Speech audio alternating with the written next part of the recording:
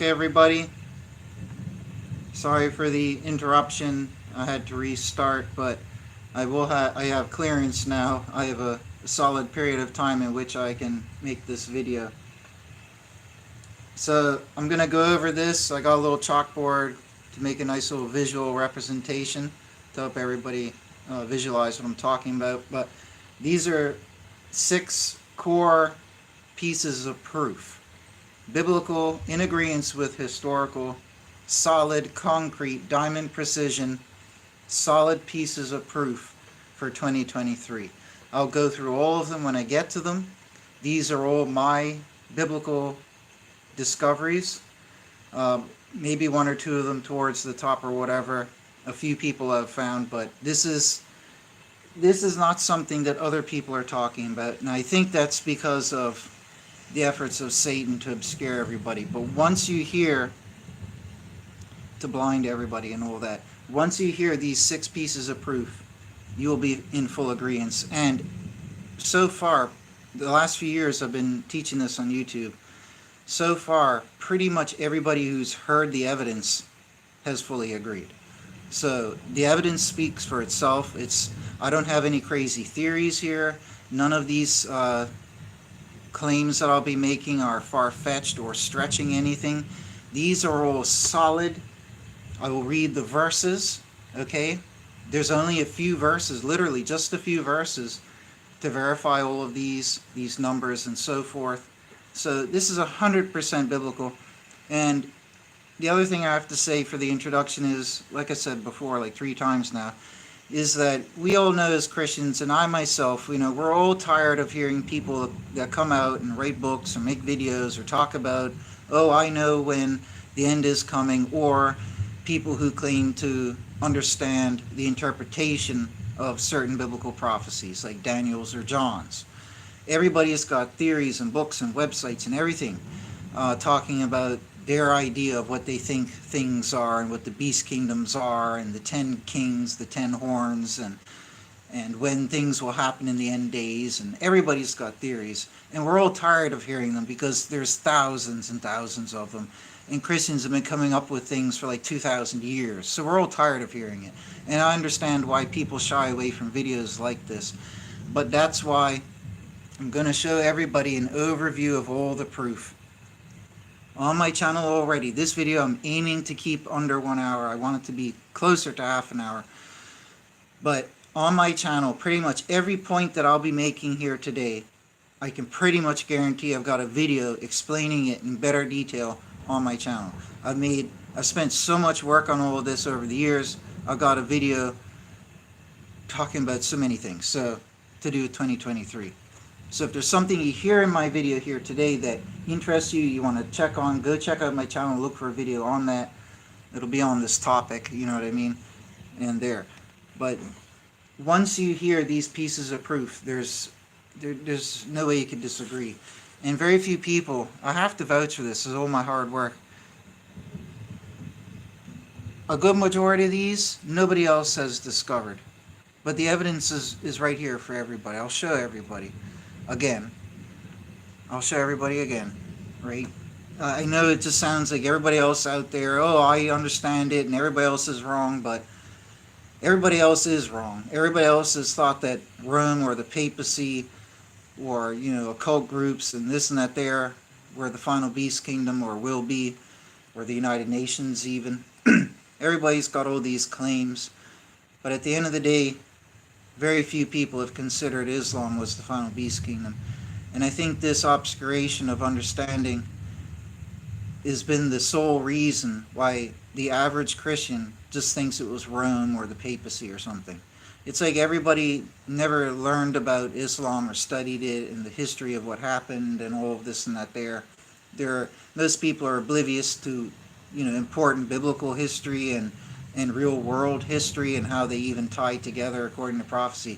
Most people are oblivious, but what I'm going to do here when I go through these 6 important points, I'm going to show everybody the important historical events that verify the biblical prophecies being fulfilled, and they happened on verified historical dates. All of these things are verified. It's 100% solid. Okay, and every church that's out there, this is the other important thing, Every church, every Christian needs to be teaching this. Okay? I'm not here asking for any money. You'll never hear me ask for money. That's not what this is about. Everybody needs to take this knowledge, this wisdom. You can give me credit for it if you want, right? But don't go taking it for your own profit, because, may God curse you if you do.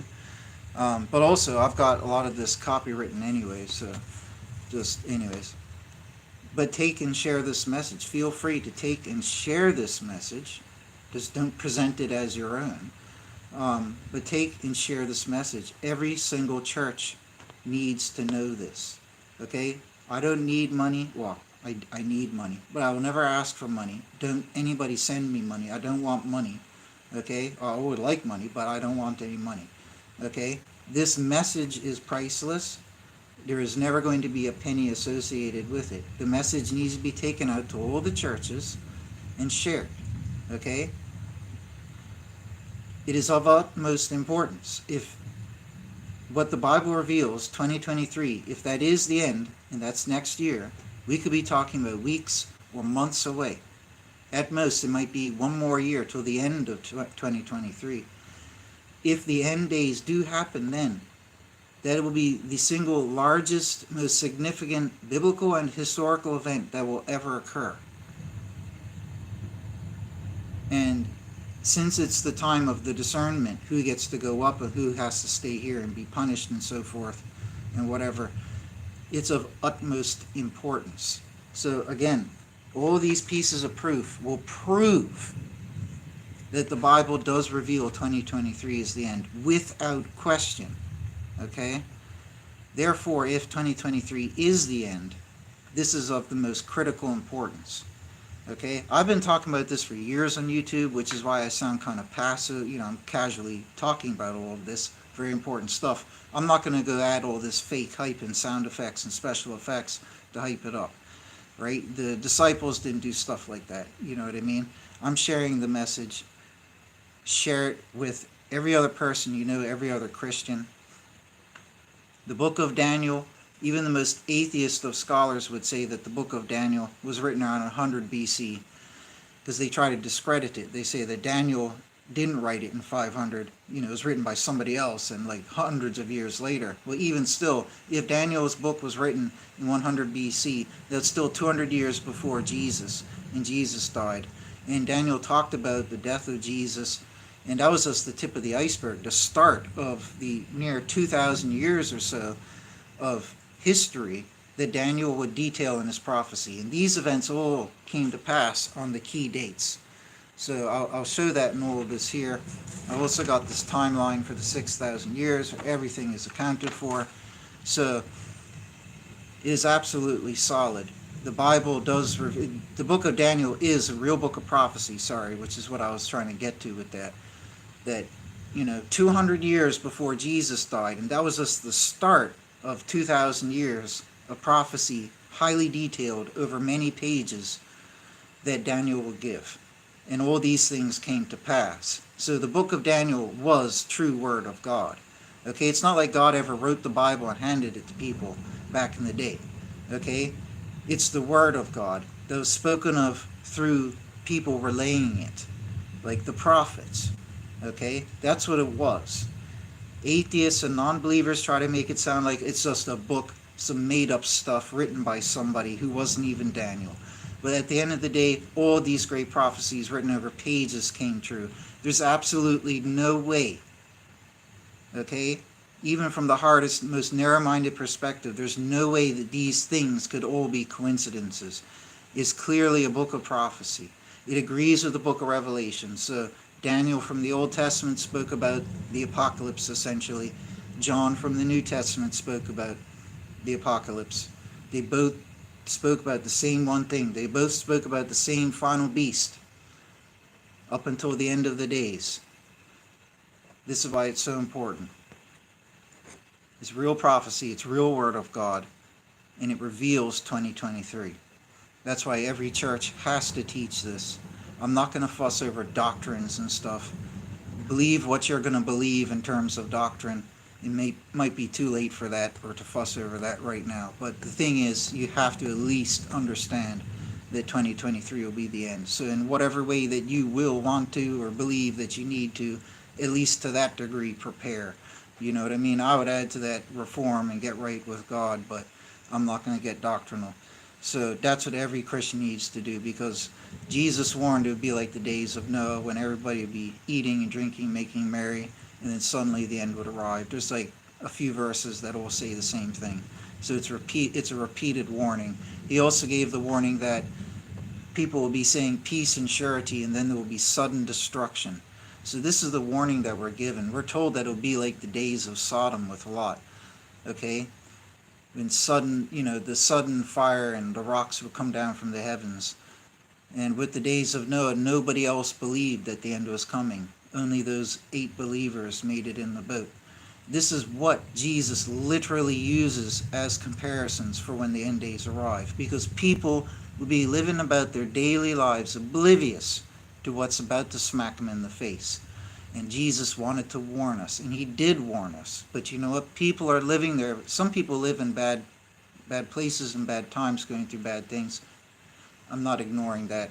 I just don't have time here to expand on everything. But you're living your life, however good or bad it might be. Let's put it that way. You're living your daily life right now. At any given moment, even, this end with the return of Jesus could occur. I mean, it's definitely proven with the 6,000 years, like I've shown. I've got a whole video on that for itself, right? But I will do a quick overview of everything here, the 6 major points. Okay, so these are the 6 major points. This is a quick overview. I'm just going to mention what each of the 6 are, and then I'll get into the 6. Okay, so the first great piece of proof that we have is biblical and historical in confirmation, in agreement and fulfillment of the prophecies. That's what each of these do, right?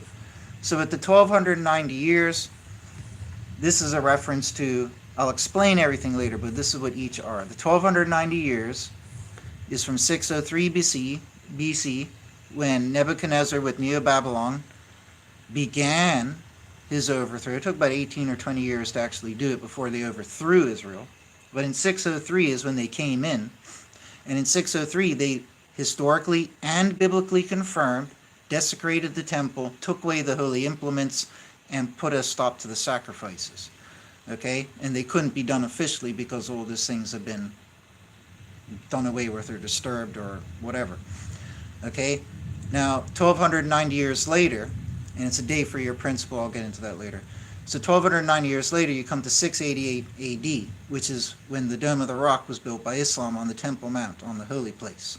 Okay, so the first one, 1290 years, that's what it's applying to. The second one, this is a quick overview of each of the 6.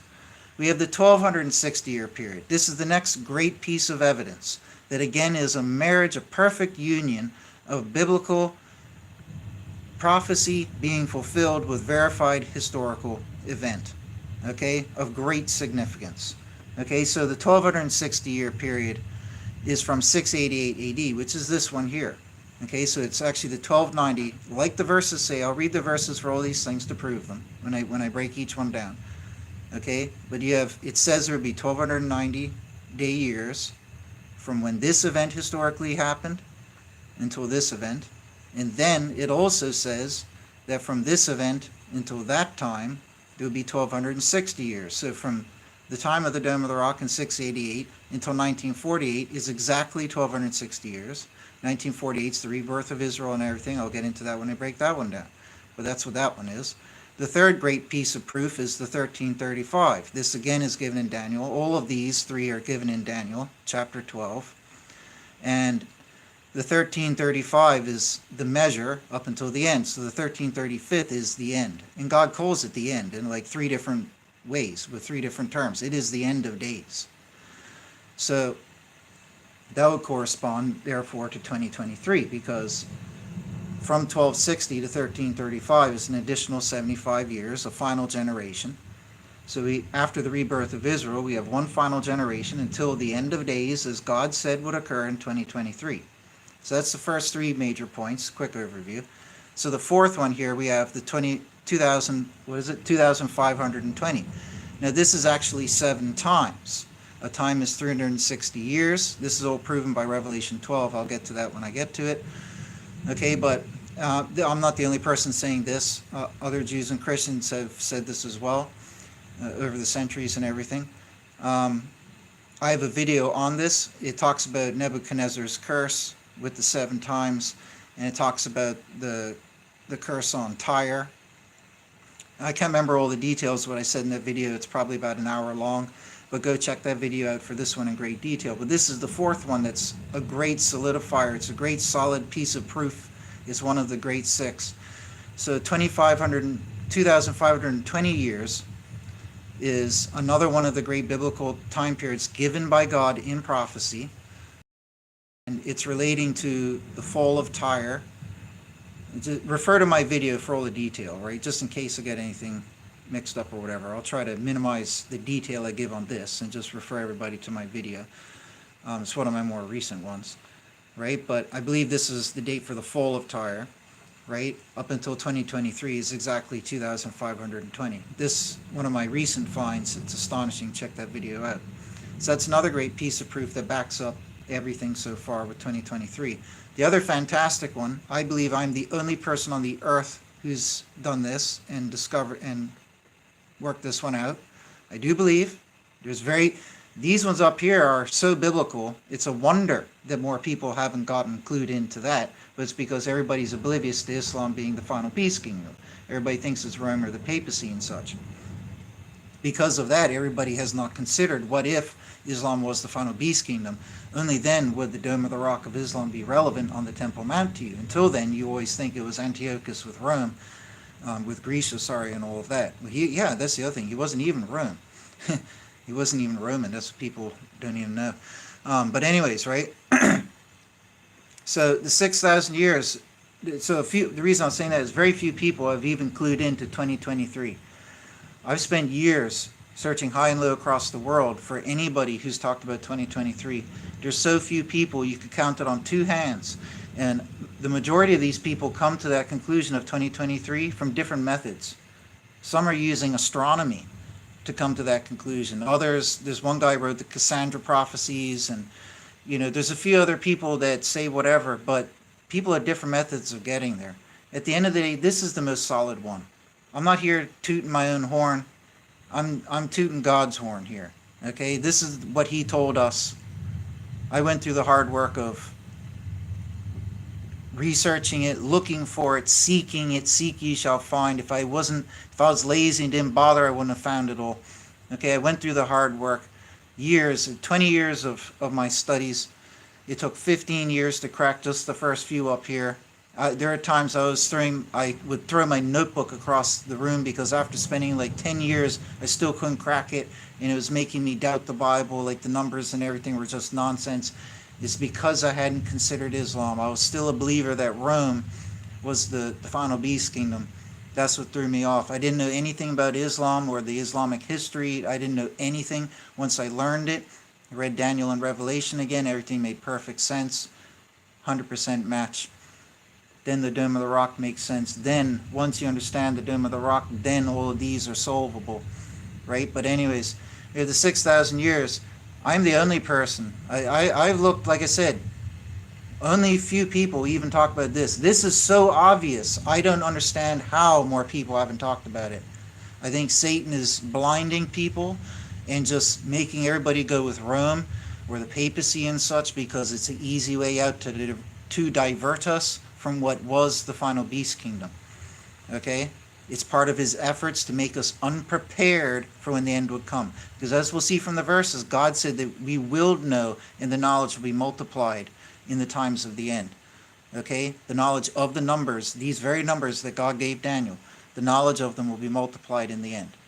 Okay, so Satan does not want us to be ready for when Jesus comes. He wants us to be caught by surprise like the days of Noah, like with the time of Sodom when there was that sudden destruction from the heavens with heavenly fire and rocks. God wants to save us from that. So he gave us these numbers, but we wouldn't be able to calculate them until 1948, until Israel was reborn and the Jews and Christians got to go back there. So I'll get into that when I get into that. But I'm the only person who's... I almost gave up on this so many times. I've got a good hour-long video on this on my channel, 6,000 years. That's what this one is here. Okay, I'm not going to waste 10 minutes and break this down. I got a good video on it already. It's all right here. From the birth of Seth, because Adam was not born of a son of Adam was not a son of man. He was created by God. Okay, so you don't take the measure from Adam. If you do take the measure from Adam and methodically go through all the ages and the numbers given in the Bible, there's a lot. It's a lot of hard work. I got them all here. I go through it in my video, right? It's a lot of hard work, but you'll see that we've gone way past 6,000. Then you realize, like I did, blah, blah, blah, Adam wasn't a son of man. Everything that we understand is about the son of, to do with the son of man, blah, blah, blah. Long story short, you take it from Seth. Seth was the progenitor of the lineage according to the Bible. Abel and Cain. Cain was cursed. Abel died young. The lineage came from Seth. Humans are called Sethites in the Bible. When you take it from Seth, which is 130 years after the creation of Adam, 6,000 years culminates exactly on 2023. Okay? And it's all proven. Every single year accounted for in my 1 hour long video. Okay? When I go through all this in detail. Everything 100% confirmed. So even from the baptism of Jesus until the Dome of the Rock is exactly 666 years. I got that in a video as well. Astonishing sign that everybody else was oblivious to. So the 6,000 years, okay, I'm not going to go into detail for the 2520 on this video because I got a big a video exclusively detailing that alone. Likewise with this, okay? But that's number 4 and number 5, great piece of proof. It's pretty hard to argue with God. We're cursed to work 6 days in the week. We rest on the 7th. Jesus said we're going to have that millennia of Sabbath rest for the earth when he comes back. He's going to come back at the end of the 6,000. Then we're going to have 1,000 Sabbath with him. The 6,000 years are all accounted for. That's an astronomical piece of proof. Astronomical. Okay? This deserves to be up on this board here, and it lands at 2023. The final one, and these are just the core best pieces of proof. There's lots of supplemental pieces of proof, a lot of it, right? But I won't get into all that here. I'll keep it short. So number 6 is a very simple one. A very simple one. But there's 1 or 2 places, and I think it's in Hosea, where it says, after 2 days, or on the 3rd day we will be healed. So the key essence is that after 2 days, and we know that a day with the Lord from Peter, it says 1,000 years. I think it even has that in the Old Testament. So a day with God's 1,000 years, and vice versa, so forth, right? So 2 days could cryptically mean 2,000 years. So in Hosea, it talks about after 2,000 years we will be healed. There will be the resurrection, therefore, right? And there's a statement from the New Testament, I believe Jesus says, that after, similar, on the 3rd day we will be healed, whatever it is, I can't remember. I've got it in a video, right? But there's lots of supplemental evidence. But in essence, for the quick overview of this video, the 2 days, the 2,000 years, this still deserves to be up on the board because Jesus, I break it down in the video. I won't get into detail for these final 3 here. I'll read the verse and stuff for all these, right? But Jesus being baptized in 23 AD, it's very well explained and proven with the biblically given and the historically given numbers. So this isn't a far-fetched thing. Go watch my video on it. He died 26 AD. He was baptized 23 AD. So in 23 AD until 2023 is exactly 2,000 years. So once Jesus was baptized and he makes the statement that after 2 days, there you go, 2023. Okay? 6,000 years, 6 full days after the birth of Seth, the first true son of man from which the biblical lineage is counted from. 6,000 years lands you perfectly at 2023. According to the, again, watch the video, the Tyre prophecy, okay, 2,520 years from, I think it's the fall of Tyre, lands you precisely at 2023. Okay, and according to these ones here, which I'll get into, the 1335th is 2023. Okay, so you have 603 to 688 is accounted for, then 688 to 1948 is accounted for, and then the final 75 years to 2023. So these are the 6 greatest pieces of proof. They will never be disproven. It's not possible to disprove them. Okay? It is not possible. So for this first one, I'll go through each one. Like I said, these final ones I won't go through in this video because I've got great videos going in great detail on them already. If I was to try and ad-lib it today, I would omit things or forget things. So refer to those videos. Right? So for these ones here, the 1290. Now, I'll just tell you a quick summary of it now. Daniel asked the angel, okay, it hurts my arm holding that up so much. Daniel asked the angel, how long to the end of these wonders? God told him 1290 days. Now, in that case, and with a lot of these other ones, we have the day-year principle, with which Judaism and Christianity are familiar with. It's nothing new. A lot of people are familiar with that. Go read Ezekiel 4 if you're not familiar with that. That's your biblical proof and substantiation for using the day-year principle. God says he uses a day-year principle there, and he repeats it multiple times. And he's implementing a day-year principle literally with Ezekiel. So go check Ezekiel 4 on that. But according to the day-year principle, it's not 1290 days, it's 1290 years from the end of these wonders. What are these wonders? Well, the wonders are the fall of Israel, Israel being conquered, the land going desolate, the people going into exile, and an abomination being built on the Temple Mount. All these great, terrible things, iconically terrible, like big, bad things that would occur. And then after being shown them all, chapter 12 is the final chapter. These verses that I'm going to read for those first 3 on the board are from chapter 12. I'll read some supplemental verses from chapter 7 and chapter 11, which helps solidify and prove everything else that I'm saying here. But it's all from chapter 12, those 3 sets of numbers. The 1290, the 1260, and the 1335. They're all from chapter 12, the final chapter of Daniel. So all the way from chapter 1 up to 11, Daniel, there's lots of things going on, but he's, at that point there, he's been shown all those things that would happen, the fall, desolation, all that. He's been shown it. Daniel asked the angel, how long till the end of these wonders? Okay? Key thing is that it's including the abomination. Okay, now all those things transpired way before the abomination. The abomination took place about 500 and something years later. Okay? But once all those things would take place till the end of those wonders would be 1260. Now we have, let me go read the verse first then. So in chapter 12, Daniel asked the angel, verse 4, till when is the end of these wonders? And I hear the one clothed in linen, essentially, just to save time, the angel responds to him, after a time, times and a half, and at the completion of the scattering of the power of the holy people, finished are all these. So like I was saying before, when my stream got interrupted, Israel went into exile around 70 AD. That's when the exile started, because Rome overthrew them. Rome was not the final beast kingdom. Okay, I have videos, I've actually got a lot of videos proving that.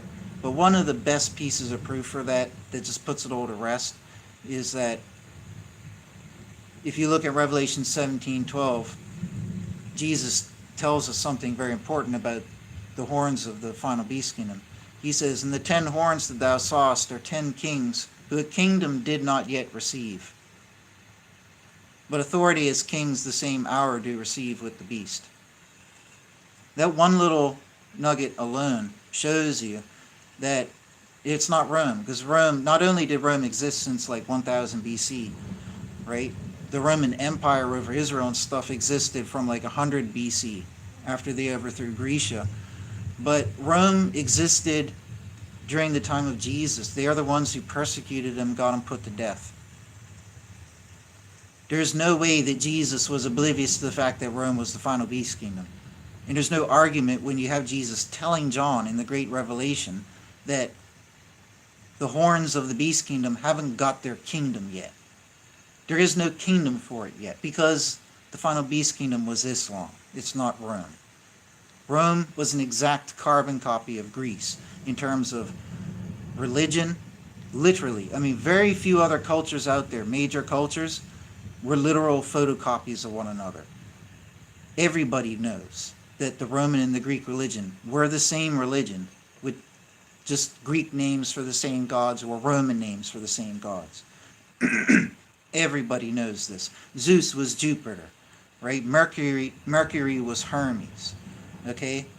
So that's not even up for debate. Like that's elementary knowledge right there. But yet Daniel says three or four times throughout his chapters that the fourth and final beast kingdom, like literally his moments when Daniel is describing the fourth beast kingdom, each of those times, the four occurrences, he stresses that the fourth and final beast kingdom, one of the unique things about it is that it's not like any of the other beast kingdoms.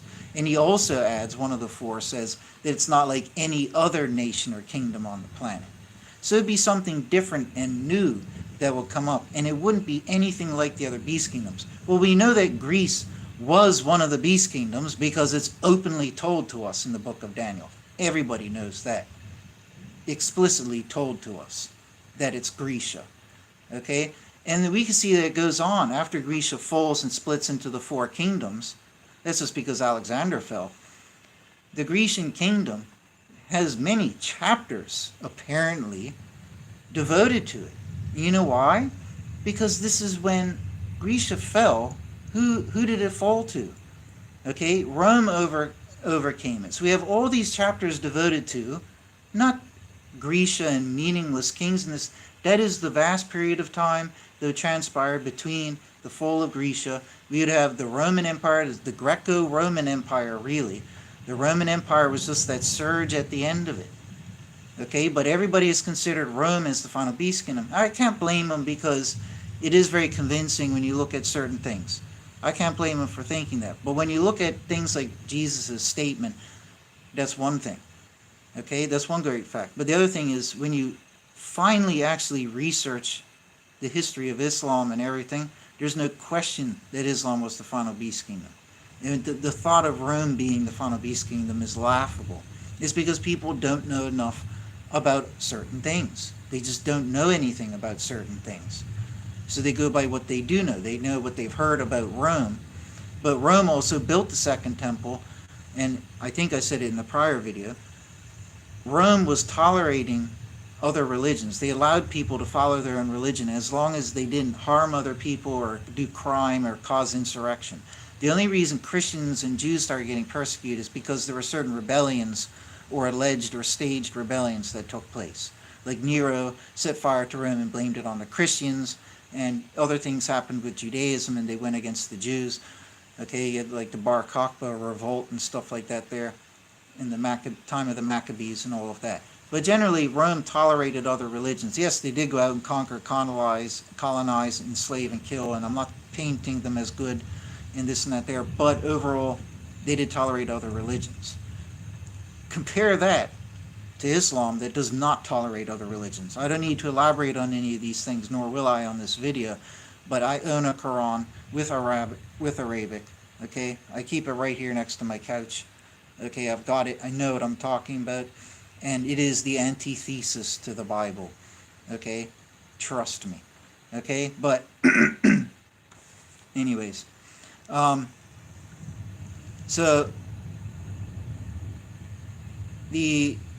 I was only saying all that because if you're sitting, I gotta mention something about how Rome isn't the final beast kingdom. Okay, you have to understand that first. Go check my other videos about that for the greater detail of evidence. But let me get back to the 1290, right? So when Rome overthrew, the reason I mention all that is because Rome overthrew Israel in 70 AD. That gives a lot of people the impression that Rome was the final beast kingdom. Okay? And they destroyed the temple, and a lot of people hear that Roman rulers like Antiochus put a statue of Zeus in the temple. Excuse me.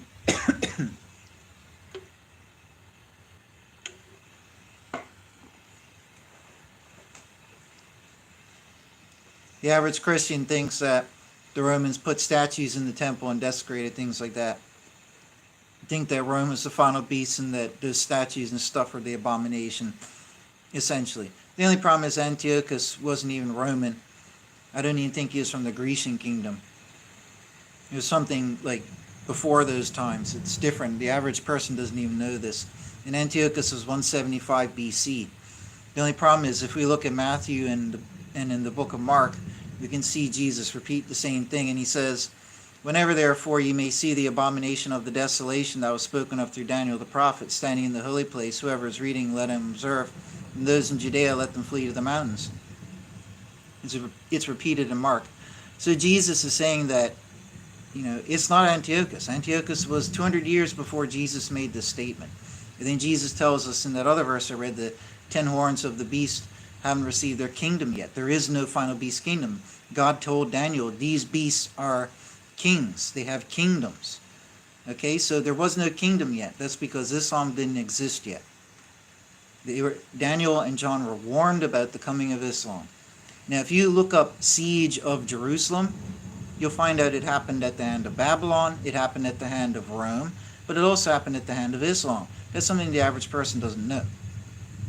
Islam conquered Israel in 640 AD. Now, they actually had, their founding prophet was essentially the first ruler. And then after him came a line of the first kings called caliphs. They don't regard themselves as kings. So with the caliphs, it was actually the 10th of them, taking their founding ruler as the first. The 10th caliph, the 10th ruler of Islam, built the Dome of the Rock. Now, the Dome of the Rock contains statements that are the antithesis to the Bible. Okay? Not only that, they had to desecrate the Temple Mount, the holy place, to build the Dome of the Rock on top. And it's a monument to a foreign alien god, like a foreign god from another nation. This is against the law of Moses and everything that the Bible is about. You do not speak the name of other gods or build things unto them, let alone wipe out remnants of my temple and rebuild a whole temple to a foreign god based on a new religion that has rewritten the Bible and essentially demonizes Jews and Christians and persecutes them and even enslaves them or puts them to death. It's the antithesis to the Bible, to Judaism and Christianity, and it was built on the Temple Mount in 688 AD. Excuse me. Now, getting back on topic here, with, I gotta say that. So when Jesus said, when you see the abomination of the desolation that was spoken of through Daniel the prophet, everybody must flee. What is fleeing? Jesus telling people to flee. That's an exile. Now, we're going to go read in Daniel 12 here, from the verse that I read. It says here, God tells Daniel, after 3.5 times, and at the completion of the scattering of the power of the holy people, finished are all these. So Daniel's been shown Israel getting conquered, Israel falling. Yes, that did happen at the hands of Rome. That is true. But it also did happen, and it was much worse. Rome overthrew it, but Rome did not rule over Israel after that. Okay? Compared to Islam, the kingdom of Islam, the empire of Islam, they ruled over it for 1260 years, which is the number Daniel gave.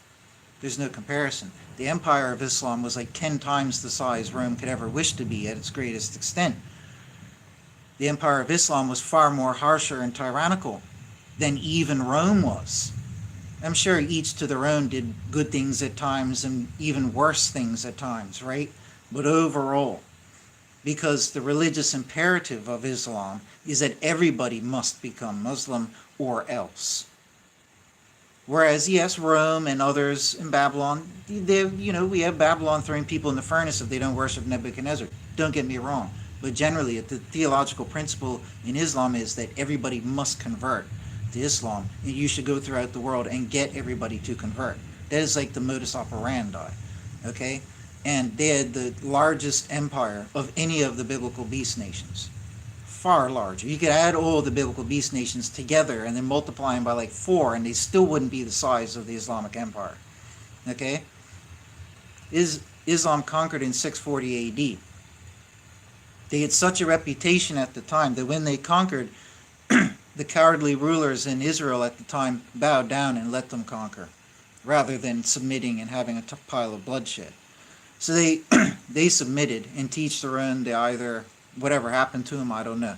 But anyways, within 40 years or so, which, by the way, if a day is 1,000 years with God, then an hour is about 40 years.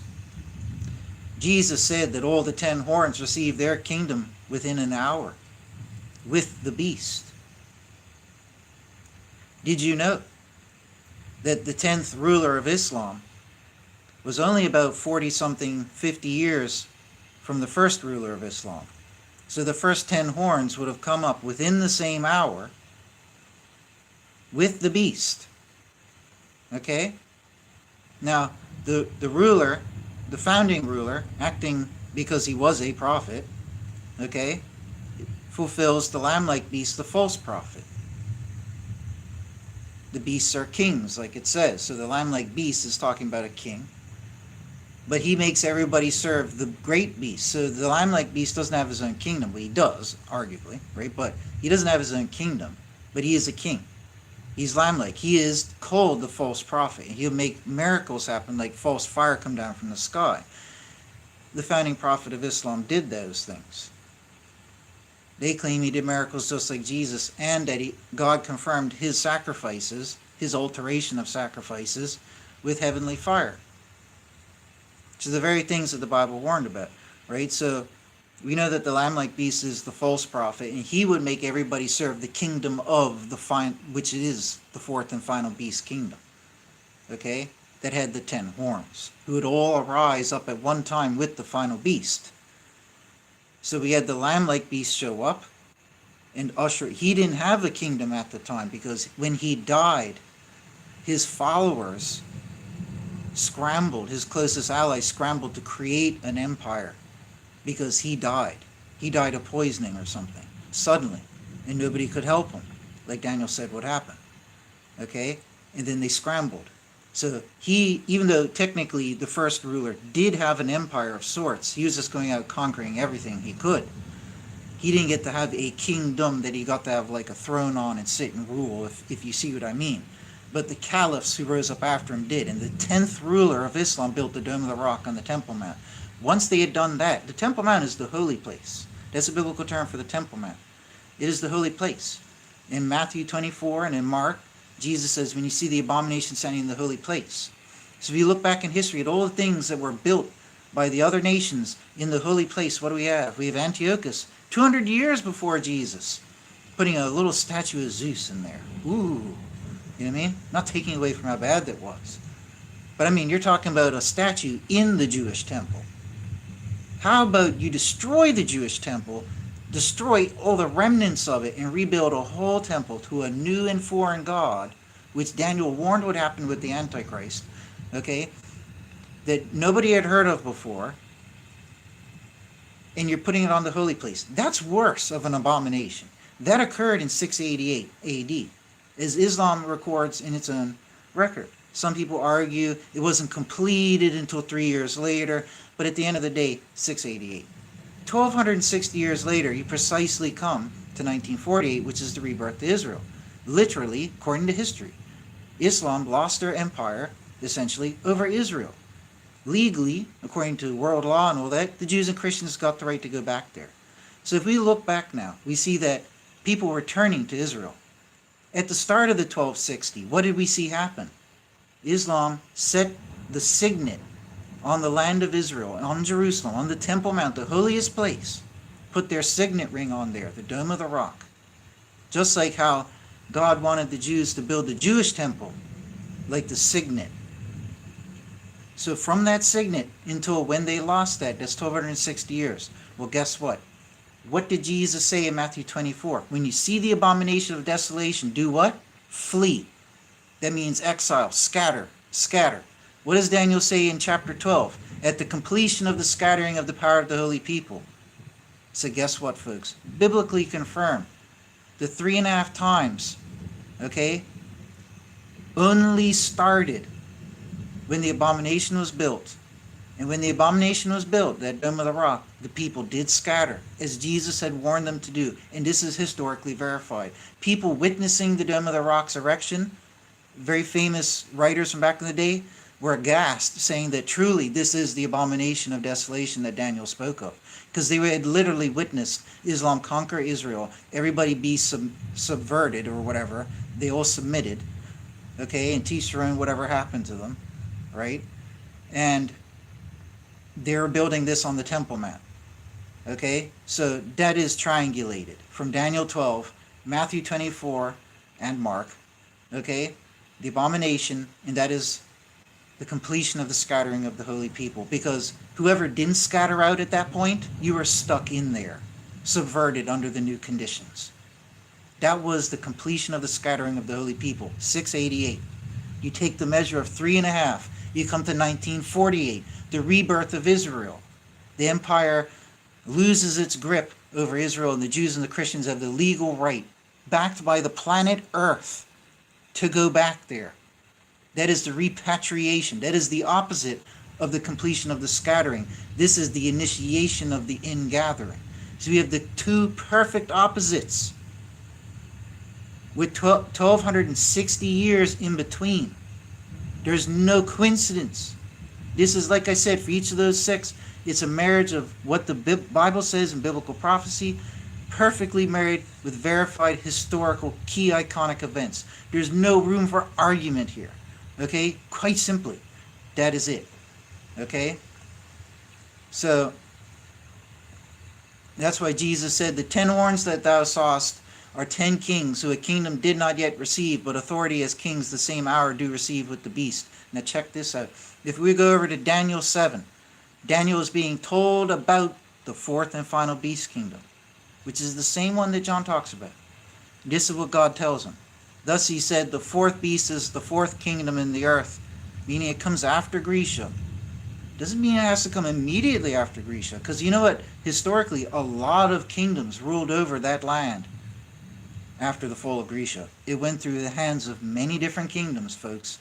Most people don't know enough about history, and they all just grab at Rome because it's the most obvious, because what happened in 70 AD. Daniel did warn that would happen. He said that a ruler is going to come in and destroy everything like a flood. That was a reference to Rome. Okay? But Rome just wasn't the final beast kingdom. But listen to what Daniel says. The fourth beast is the fourth kingdom in the earth that is diverse, meaning unlike from all kingdoms. Islam was unlike any other kingdom. It didn't have a nation when it started out. It didn't have a kingdom when it started out. It grew and grew as a religious movement and force and army and empire, taking over lands as they crossed across until they had the largest, I think the largest empire in human history. Okay? That's what happened. And that's history. Rome didn't. Rome only had a tiny little empire that looks like lipstick around the Mediterranean Sea. That's the extent of Rome. Contrary to what people imagine in their minds, Rome didn't make it anywhere else to rule as an empire. Rome had a hard time fighting the Germans and the ancient Germans and Goths. And it was actually the ancient German tribes that came in and ransacked Rome a couple hundred years later. But anyways, God tells Daniel, the fourth beast is the fourth kingdom in the earth. It is diverse. It's unlike all the kingdoms. He didn't say beast, but he said kingdom. So compared to any nation and kingdom, it's unlike any of them. It will be a brand new one. And it consumeth all the earth. This is so much more true with Islam than with Rome. And it treadeth it down and breaketh it small.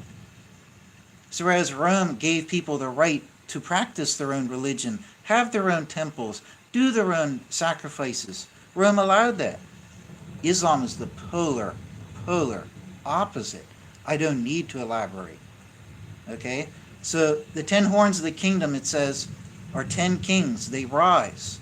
So remember, like I said, the 10th ruler of Islam built the Dome of the Rock. Keep that in mind. Historically confirmed in 688.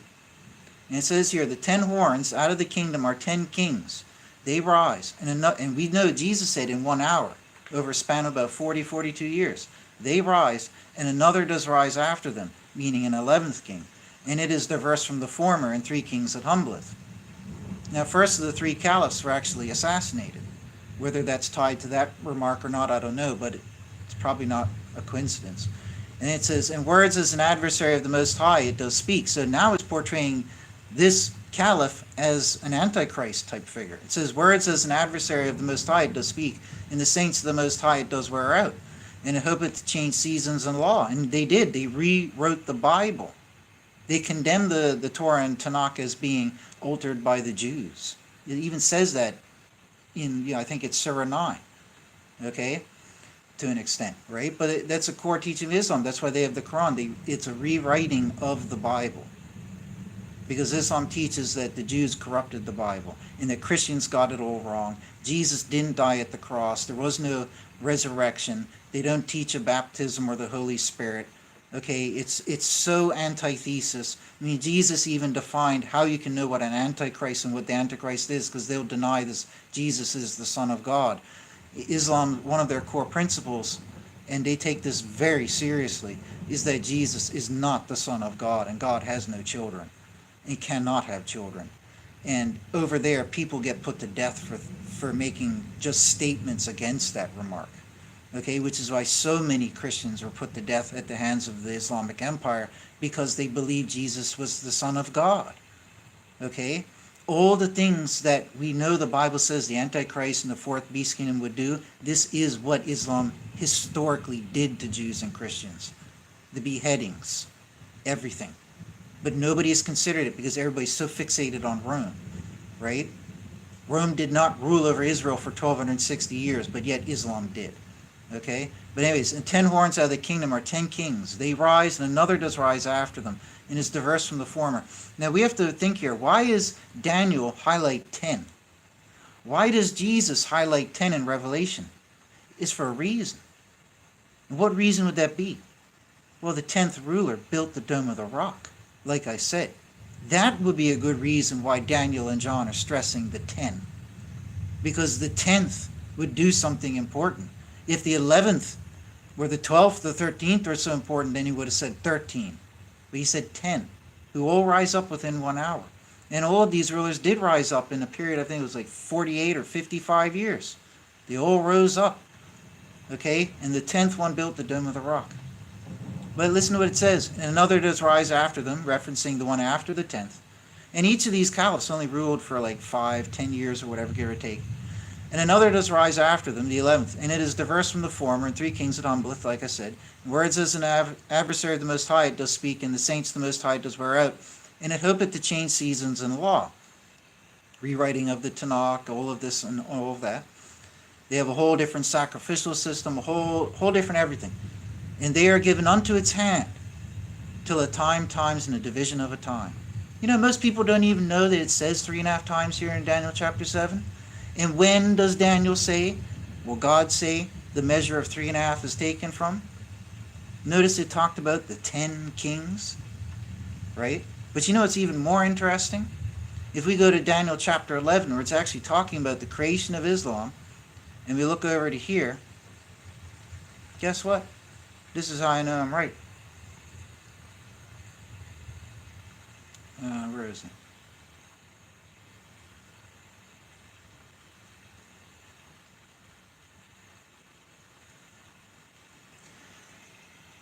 I'll read Daniel chapter 11 in full, because it shows and verifies everything, but I'll do that towards the end. But I'll read this verse right now. In 11 verse 31, it's just talked about the founding ruler of Islam.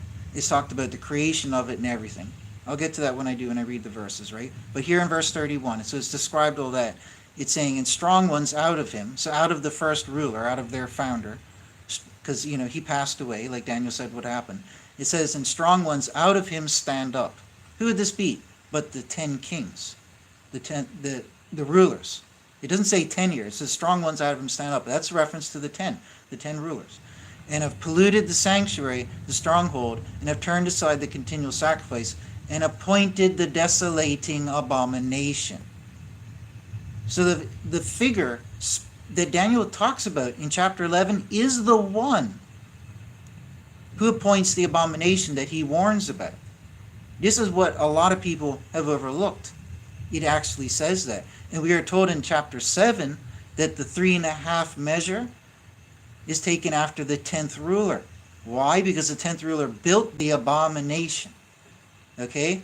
So it says here, and they are given into its hand till a time, times, and a division of time. That's from the 10th ruler in 688. And you go to Daniel 11, talking about after the founding ruler has passed away and died, and strong ones out of him stand up, and have polluted the sanctuary, the stronghold, and have turned aside the continual sacrifice, and appointed the desolating abomination. There you go. It's all concreted in. So that's what happened in 688 AD. Okay, and 1260 years later, okay, the second one, 1260 years later, you come to 1948, the rebirth of Israel. So we had the completion of the scattering of the holy people was 688. The abomination happened then at 688. 1260 years later, the repatriation of the Jews and Christians to Israel. The Empire of Islam loses its control over Israel. Israel is reborn, 1948. That's not a coincidence. This is massive. But not only that, in the next verses, God tells Daniel something else, which is for the 1290. Okay, so literally after the angel says completion of the scattering of the holy people, the next breath in verse 8, it says, "And I have heard and I do not understand. And I say, O my Lord, what is the latter end of these?" Now this is where Daniel's asking something about the end. Whereas before, he was saying, what is the end of these wonders? The wonders are a reference to all the wonders that he had just been shown. The abomination, the desolation, the scattering and the exile, the fall of Israel. Till when is the end of these wonders? Okay, that's where he's told the 3.5 times that I just went through. But then Daniel says, I have heard and I do not understand. And I say, oh my Lord, what is the latter end of these? So he's saying, what comes after? What is the latter end of these? Whereas before he said, till when is the end of these wonders? He says here, what is the latter end of these? Different terminology. And he says, go Daniel, for hidden and sealed are the things until the time of the end. And once again we're going to hear, purify themselves, make themselves white, yea, refined are many, and the wicked have done wickedly, and none of the wicked understand, and those acting wisely do understand. So God's actually saying that, when we come to this final generation, the people will be able to understand this prophecy with the numbers that God has given. This is because, like I said at the start, nobody before 1948 could solve Daniel's prophecy because none of this had been fulfilled yet. Only after 1948, only in the final generation, would people be able to, because then they could recognize it's been 1260 years from these key iconic points. Okay? So that's how God's word is true there. But God says that when the time of the end comes, people will share the knowledge, the wise will. And he says that none of the wicked will understand, but those acting wisely will understand. And he says in the next breath in verse 11, and from the time of the turning aside of the perpetual sacrifice into the giving out of the desolating abomination, Dome of the Rock in 688, are days 1,290. So this is the first point, 1,290 years. In 603, Nebuchadnezzar with Neo-Babylon, it is recorded in the Bible, well known from history. This is solidified date, 603 BC, is when they desecrated the temple. In terms of sieges on Jerusalem, this is the first one. Rome was the middle, Islam was the final. Okay? So in 603, when this occurred, as recorded by the Bible, that's the important part. The Bible records it. 1,290 years later, exactly, is 688. And then from 688, like I said, Dome of the Rock, 1260 later, like the angel told Daniel, you get 1948. So it's actually 1,290 and then 1,260. That's a vast period. That's like, I don't know offhand, what, near 3,000 years or so or something like that? Or like 2,500 years that Daniel has detailed things that would happen in. And they've all come to pass. It's incredible. Okay? 1,290 years fulfilled, 1,260 years fulfilled. Perfect union from what the biblical prophecy claims will happen to what did happen according to history. Perfectly fulfilled to the exact digit. Okay? But then God goes, because Daniel asked God, what the latter end of these? What is the latter end of these, he had asked, right? So, that's where God says in verse 11, there's only 2 verses left to the whole book of Daniel. So in verse 11, he's just mentioned the 1290.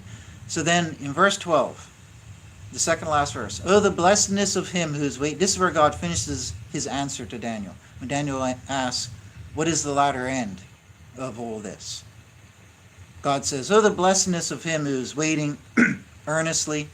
Waiting earnestly. How do you wait for something? If God says the final exam is going to be on this time or on the 1335th day, If God says that, and if your classes are going to last 4 months long or whatever, and the final exam is on this date, and then you as a student are waiting earnestly, you're waiting earnestly for what and according to what? According to numbered time periods with measure that God has told you to wait for, right? That's why you're waiting earnestly. I just want to point that out. But oh, the blessedness of him who's waiting earnestly and does come, because 2,000 years is a long time to wait, you know what I mean? A lot of people waited and nothing happened. But those in the end, in that final generation, we wait earnestly, we're going to see it, right? So, oh, the blessedness of him who is waiting earnestly and does come to the days of 1,335. So that's an additional 75 years from the 1260. So if the 1260 ends at 1948, all you got to do is add 75, and you get 2023. So like I said, a few people out there in the world have, books or videos, or, I don't think any churches teach it. Very few people in the world teach 2023. A bunch of those who do teach it have gotten to 2023 through alternate methods that are very different from what is described here. Very few people describe it as is shown here: marriage, perfect union from Bible prophecy to verified history. Okay? Very few have done that, but a few have. Okay? The rest of these are my own discoveries, right? But I have my videos where I go into them in detail. So this is where we get 2023 from. And like I said at the start, if Daniel is the student and he's asking the teacher, when is the final exam? The teacher's not going to lie to him. So many people claim, you can't know when the end is. You can't know. I've got a video where I can remember how long it is. It's over half an hour. I go through all the verses in the New Testament, in the book of Daniel, where God wants Daniel to understand the time periods. Certain things are said, right? Just like in here, right? He says, those acting wisely do understand, comma, and from the time of the turning aside, blah, blah, blah, 1290. Those acting wisely do understand. Do understand what? How to make a hamburger? No. What's coming in the next breath, in the next word. Those acting wisely do understand the time period. And the time periods are tied to certain events, just like I said. Okay, so because people don't know about the history of Islam, they don't know how big the empire, they don't know anything. They just go with Rome or the papacy or the United Nations or whatever else, some lodge or some occult group, because it's very easy to think from those perspectives. But at the end of the day, the greatest evidence is far in favor of Islam being the final beast kingdom. Not only that, they did install a currency. Okay, when the caliphs rose to power, they installed a currency that had, I don't have the paper here anymore, but if you do your own research, you could see in Islam they have a statement called the Bismillah, and you'll commonly hear in videos. I don't want to say it and disrespect them. I want to be respectful to everybody. I'm not here to make enemies. I'm here to make, I'm here on earth to make friends, not enemies. I don't have any enemies. I don't want any enemies. I'm not saying this because I don't like Islamic people. I'm saying this because I want them to be saved and be up in paradise with everybody else. I think that they're wrong. I think that they need to take the time to understand and come to the truth so that they can be saved. So I got their best interests at heart. You know what I mean? I'm not out here just attacking people and all that. I want that to be understood. Best interests at heart, right? So anyways, I can't remember where I was going with that because I got sidetracked by that. But it is important to stress that. I'm not demonizing or making a negative portrayal of anybody. Okay? I believe that there will be Muslims who are accepted at the judgment day. Straight up Muslims will be accepted. I don't care what any Christian says. There will be people from all backgrounds, just like Revelation says, people from all tribes, nations, and tongues, multitudes and multitudes who are going to be saved. Okay, so I think as long as you're a good person, that God can forgive you for theological errors, and that this is my opinion. Okay, but from my understanding, I just want people to know that. I'm not out here trying to be an enemy to anybody, because I'm not an enemy to anybody. Right? So when God says, those acting wisely understand, clearly we need to understand this. Right? So that's Daniel chapter 12. Now, like I showed in Daniel chapter 7, we're told the 3.5 times would come from after the 10th king. So he built the Dome of the Rock. Now, if we go and read Daniel chapter 11 here, we're going to see and hear about the arrival of Islam, his creation, its first ruler, and everything. So let's scroll down here. We got to go to Daniel 11 and then go to, let's see, where is it?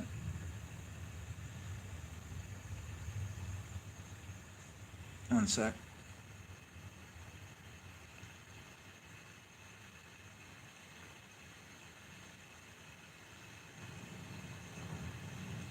There we go. So verse 20. Remember, after Grecia fell, like I said, the land went to a lot of different kingdoms who were fighting over it and all that, right? So it went between Byzantines and all sorts of other kingdoms that nobody's even heard of. Like, I hadn't heard of a bunch of them until I did all the research and learned about it, right? It went between many hands after Grecia fell.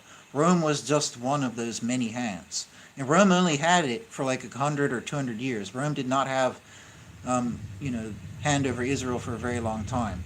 And the obscure kingdoms that came afterwards didn't have grip over Israel for a very long time. But when you came to Islam, you got, bam, 1260 years. Okay? So in between where Daniel is breaking down what will happen to Grecia after it falls, breaks apart into the four, he spends quite a few paragraphs describing things that will happen, going back and forth with the rulers and this and that there. So essentially what happened was, when the founding ruler of Islam rose up in history, offhand I can't remember exactly what it was, it might be like 590 or something like that AD, right? But anyways, I did all the research before. I checked the time period when he rose up, and because he had a revelation, and that's where, from that point, he created Islam, you could say. After he had his revelation and his journey and all of that, like he said, that's where Islam began. Okay, and he began to teach his fellow friends and family, and they didn't believe. They were of they were of certain tribes, and they didn't believe it because he created something new, right? And this occurred, whatever it was, like between 550 and 600 AD or so, something like that. Okay, at that time in history, I can't remember the name of the kingdom that ruled over offhand right now, but there were so many kingdoms that the land was going through the hands of. Okay. And Daniel vaguely describes it over these paragraphs. But then we get to these certain verses here, and it makes up a huge chunk of chapter 11 that Daniel is stressing so much about one figure in one kingdom. This is actually the final beast kingdom being described, and its founder and everything is being described here. And this is what I think a lot of people have overlooked. And it matches perfectly with what happened with the rise of Islam. Okay, so I had a video about this. I think I took it down, detailing which kingdoms, the names of the kingdoms who had ownership of Israel at the time, and so forth. But there was a gentleman who was an exactor. I think his name was like Sabazius or something like that. But in either case, or Sharabu or something with a SH. But he was an exactor. And his job duty was to help exact, like how lawyers do, or property lawyers or whatever, something to that political and legal extent. He would help hand over kingdoms. And this guy here was actually killed at a celebration party by accident. I think one of his friends threw a javelin, and it accidentally impaled him and killed him. Now, this figure, at this point, this is what was occurring at this point in history, politically, with the kingdoms, I just can't remember the name of the kingdom, that ruled over Israel at the time. And this was happening when the founding ruler of Islam was going through his origin story. Okay? So it says here that, and stood upon his station, his being the prior one who had occupied the station over the land, right? Some obscure king. And stood upon his station as one causing an exactor to pass over the honor of the kingdom. And in a few days he is destroyed, and not in anger nor in battle. Maybe it was the king who was slain like it was either the exactor or the king who was slain like that. But in history, it's even on Wikipedia. There's a page about it where it talks about it, how the guy was killed by accident by friendly fire from a javelin at a time during celebration. And notice what it says here. It says, calling an exactor to pass over the honor of the kingdom. The honor of the kingdom means who gets to own Israel and occupy, right? So to pass over the honor of the kingdom, in a few days he is destroyed, and not in anger nor in battle. And that is how that figure died. At this time in history, when the honor of the kingdom was being passed over to the next group who would rule it. Okay? And then it says, and stood upon his station as the despicable one. I believe the despicable one, all respect, was the founding ruler of Yunnan. Okay? And stood upon his station as a despicable one. That means that the despicable one, whoever he might be, has come in, and he's despicable for some reason that will be explained. He comes in on that station. So the honor of the kingdom is being passed over. Passed over to who? Well, this guy shows up, bam, standing on his station.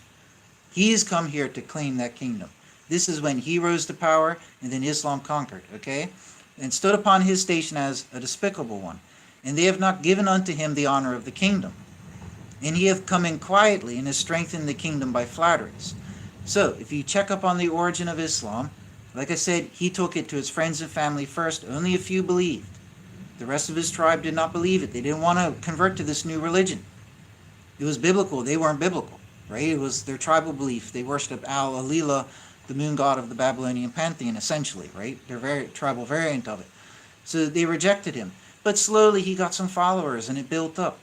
And he did this by, just like all the other teachers, false teachers out there do. They woo people in with things, right? And also, as they allege, he was doing these false miracles and making fire come down and healing people and whatever else. I think it even says he rose the dead a few times or brought people back to life. But in either case,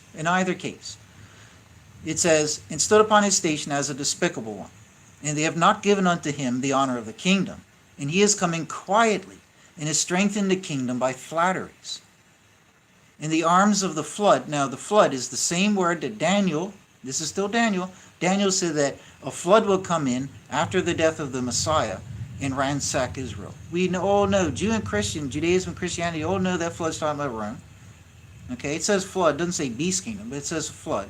Right, so the arms of the flood are overthrown from before him. When Islam rose up to power, they were conquering certain regions and armies, including Rome. Nobody could stand against Islam. They destroyed everything. They were unlike any other kingdom. They were the most mighty and powerful and fierce and zealous kingdom that has ever existed on this planet. I can assure you that. That is why they were called iron. Okay? And the arms of the flood are overflowed from before him. Meaning the flood, Rome couldn't stand, the armies of Rome could not stand against Islam. And they are broken, and also the leader of the covenant. And after they join themselves unto him, unto this figure, this guy, the founding ruler, right? I'm trying to keep things nice and not say certain things, right?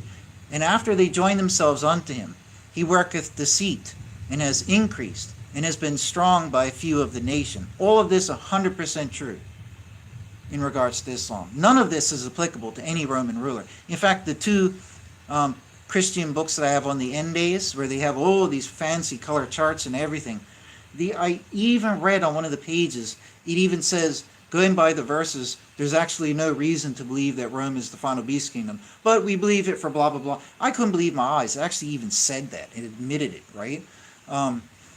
But none of these things that are said in Daniel are applicable to Rome. Another good reason, one of the many reasons Rome's not the last one, but all of these things exactly describe the origin of Islam, but it gets better in terms of proof, right? So, and has increased and has been strong by few of the nation, peaceably, even into the fertile places of the province. He cometh, so he's starting to come into the Holy Land area, and he has done that which his fathers did not. Now, this is true. His fathers were the tribal peoples who had their own gods. They didn't want to accept him and his religion. But not only that, they were pretty peaceful tribal type peoples. I'm pretty sure they were pretty nice people, minding their own business. But what was the founder of Islam doing? He was going out conquering and forcing everybody to subvert. Okay, he might have done it, maybe, I don't know. Maybe he did it bloodthirsty at the start or more peaceful at the start and then became more bloodthirsty. I don't know. I'm not going to fuss over stuff like that, right? But it says right here that he has done that which his fathers did not, nor his fathers' fathers. Prey and spoil and substance to them he scattereth, and against fenced places he deviseth his devices even for a time. This is true. That is what Islam did. So they came in quietly, won favor, started off with a few, became more powerful, and then they started acting in ways that their forefathers didn't. And they went off taking spoil and substance and conquering lands, even fenced places they were conquering. The floods of Rome couldn't stand against them, right? And he stirreth up his power and his heart against the king of the south with a great force, and the king of the south stirreth himself up to battle with a great and mighty force, and standeth not, for they devised devices against him. So everybody who tried to conquer Islam couldn't. They conquered and trampled on everybody. They dominated. Okay? And those eating his portion of food destroy him, and his force overfloweth, and fallen of many wounded. And both of the king's hearts are to do evil. So it calls him despicable, and it also specifies that this king is evil. It says, and both the king's hearts are to do evil, and at one table they speak lies, and it does not prosper, for yet the end is at a time appointed. And he turneth back to his land with great substance. This is what the founding ruler did. Go learn about their history, how much plunder and booty that they got in their law. It says, I think it's 25 or 30%, something like that, a percentage of the plunder goes straight to the prophet himself. Okay, they got super mega rich.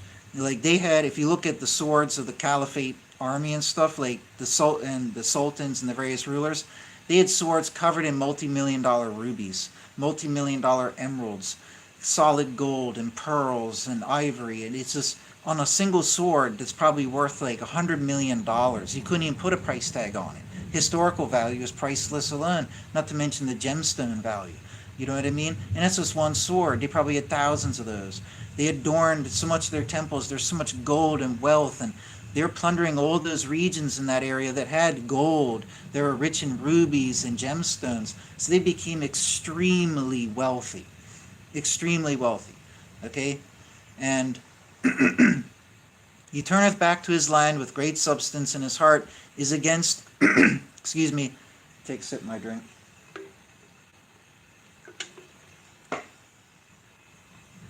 It says his heart is against the Holy Covenant. This is true with Islam.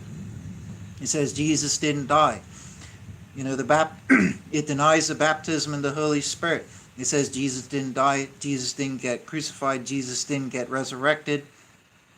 Denies Jesus is the Son of God. All these things.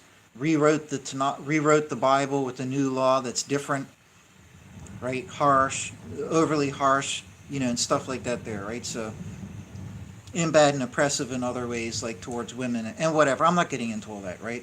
But it says, and his heart is against the Holy Covenant. 100% true. Whereas with Rome, they built the Jews their last temple. Whereas with Islam, they rewrote the Bible and would behead people for not converting to Islam. Compare the two, right? So, and his heart is against the, and I'm not trying to demonize people or generalize, you know, let's not go there. I don't want people to get angry, right? Generally speaking, that everybody has to agree that that's what occurred. It still occurs to this day, okay? So anyways, and his heart is against the Holy Covenant, and he is rotten, he is turned back to his land. And the appointed time he turneth back, and has come against the south, and it's not as the former and as the latter. So anyways, here's another important one. Ships of Kittim. So these are European ships have come in against him. This is true with Islam. We had the Templars and other people, you know, at the time. A lot of people think, I'm not trying to get into the lodge lore now, right? But a lot of people think the Templars only started in the 1100s. I mean, get with it. I've got all their books and everything, and it was a lot more ancient than that. Okay, but ships of Kittim have come in, you know, all those Europeans and the knighthoods and this and that, they came in and fought against Islam, right? And ships of Kittim have come in against him, and he has been pained and has turned back and has been insolent towards the Holy Covenant and has wrought and turned back, and he understandeth concerning those forsaking the covenant. So this despicable one does evil, forsakes the Holy Covenant. Strong rulers will come out of him who would build the abomination on the Temple Mount. This despicable one is the Antichrist false prophet that Daniel warned about. This is the one who they're talking about. And it gets better. There's even greater evidence the further you go down the chapter. So you get the European ships coming in to do battle with him. He's forsaking the covenant. Next verse, strong ones out of him stand up and have polluted the sanctuary. So again, this is fitting the formula for the emergence of Islam as a religion and then an empire. Okay? It didn't become an empire until after the founding ruler passed away, and they eventually formulated an empire.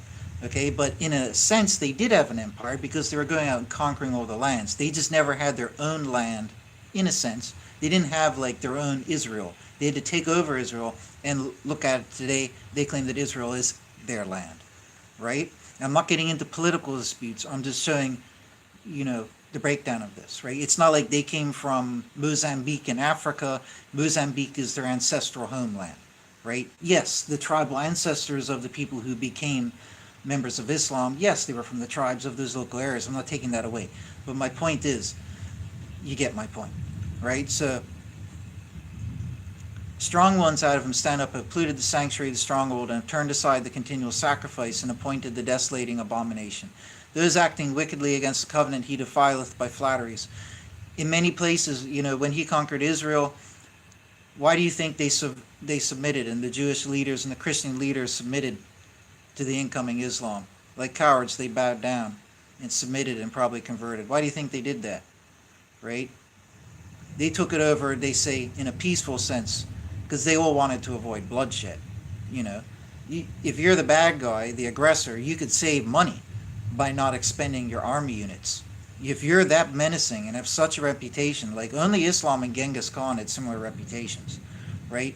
When people heard or the Vikings, like when they were coming around town, Genghis Khan or the Vikings or Islam, you would run for the hills.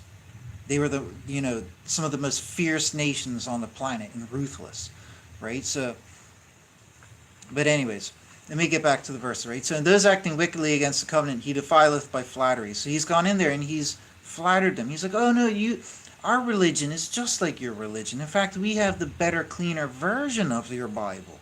This is what they say. They say that your Bible was altered by Judaism. You need to have the pure version, the Quran. This is what they would tell people. That's why a lot of Jews and Christians did convert to Islam. Defileth by flatteries. Right? So those acting wickedly against the covenant, he defileth by flatteries. What is acting wickedly against the Christian covenant? Denying the death and resurrection of Jesus, denying the baptism of the Holy Spirit, denying that he's the Son of God, all the criteria for being an Antichrist according to Jesus. So he says, those acting wickedly against the covenant, he defileth by flatteries. Because according to Islam, oh, you don't believe Jesus is the Son of God? Hey, well, that's what Islam teaches. Hey, you don't believe Jesus died and resurrected for your sins or anything? Hey, that's what Islam teaches. You know what I mean? You get the point? Right? So, those acting wickedly against the covenant, according to all the Antichrist principles, he defileth by flatteries. Hey, it's okay in our religion. And the people knowing their God are strong and have wrought. And the teachers of the people give understanding to many, and they have stumbled by sword and by flame, by captivity and by spoiled days. And in their stumbling they are helped, a little help and joined to them have been many with flatteries. And some of the teachers do stumble for refining by them, and for purifying, and for making white till the end of the time, for it is yet for a time appointed. Now this is the important part. In verse 36 it says, and the king, we're still talking about the despicable one. See, Daniel has gone on almost an entire chapter about one figure, because this guy is so important. He is the Antichrist figure that was warned about in 2 Thessalonians. The falling away will not happen, whatever it says, right? Blah, blah, blah, blah, blah. And they introduce the famous Antichrist figure. This is the one. There are many Antichrist, individuals and such, but this is the great figure, the false prophet, the lamb-like beast. Now, why is he called the lamb-like beast? Because he is a king. He has his own religion that is lamb-like. It is the only other religion, other than Christianity, that includes Jesus. Nobody's ever realized that. Islam includes Jesus in its theology, but a different bastardized version of Jesus. He's not the Son of God. They literally bastardized Jesus. I never even thought about that, right? So there's so much in my mind, I'm starting to forget things that I was planning to say. Short-term memory is only so large, right? It might come back to me. There's just too much. But anyways, the important part here, right? So it says here, and the king has done according to his will, and exalteth himself, and magnifieth himself against every god. Yeah, now some of the Roman kings did that type of thing. Yep, Nero did, Caligula and them did. Sure. So did Nebuchadnezzar. So did Cyrus. So did a lot of other rulers. They all did that type of thing. Right? But what's different about the founding ruler that I'm talking about? That's what I was saying. The lamb-like beast. It's the only other religion that has Jesus in its theology. How much more lamb-like can it get? but it's like a dragon because even though it talks, it's lamb-like, it includes Jesus as the Messiah in Islam, but it's a different Messiah. Whole different set of principles. Okay? That's lamb-like. Nothing that Rome did was lamb-like. Nothing the United Nations. Don't give me all this fluff. Right? That is the truest fulfillment when you compare it to Islam, right? But look what it says here. Remember that the founding ruler, in case you didn't know, he essentially wrote all the law, all the word that was to be written as Quran. Some believe he did write it, some believe he didn't. I'm not getting into these side arguments, right? So essentially, Allah, who was not Allah, it was actually Satan, the dragon, but Allah would speak to him. Allah gave him his vision, and it was a very blasphemous vision. He was taken up beyond all the biblical prophets, even above Jesus, so he's better than all the prior ones. He got taken up to like the throne, to the footstool of God, essentially, like to the standing in front of God and speaking with God. And that's a pretty blasphemous type thing, especially when you're adding in that you're greater than Moses and even greater prophet than Jesus and all this. That's pretty blasphemous. This is what Allah showed him, right? The dragon. So then the dragon tells him to write a new Bible, a new Tanakh, a new Torah, rewrite everything, new set of law, everything, new sacrificial calendar, new calendar, change seasons law, everything, absolutely revamped. And not only that, but demonize the old and say that it had been perverted by the Jews and Christians. The Jews and Christians all got it wrong, that they're blasphemers, they're idolaters, they need to be put to death or forcefully converted. You know what I mean? This was the essence of it all. So at his own whim, whether Satan was dictating new thoughts and ideas or laws into his mind, or he just imagined it, in either case, what's it say in verse 36? The king has done according to his will, and exalteth himself, and magnifieth himself against every god.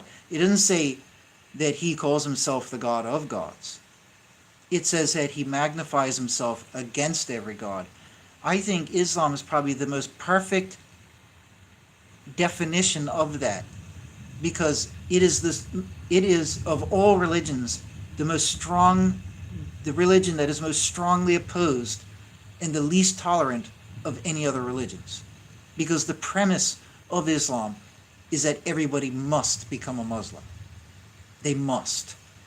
Okay? So notice it says the king has done according to his will, and exalteth himself and magnifieth himself against every god. Now also consider this.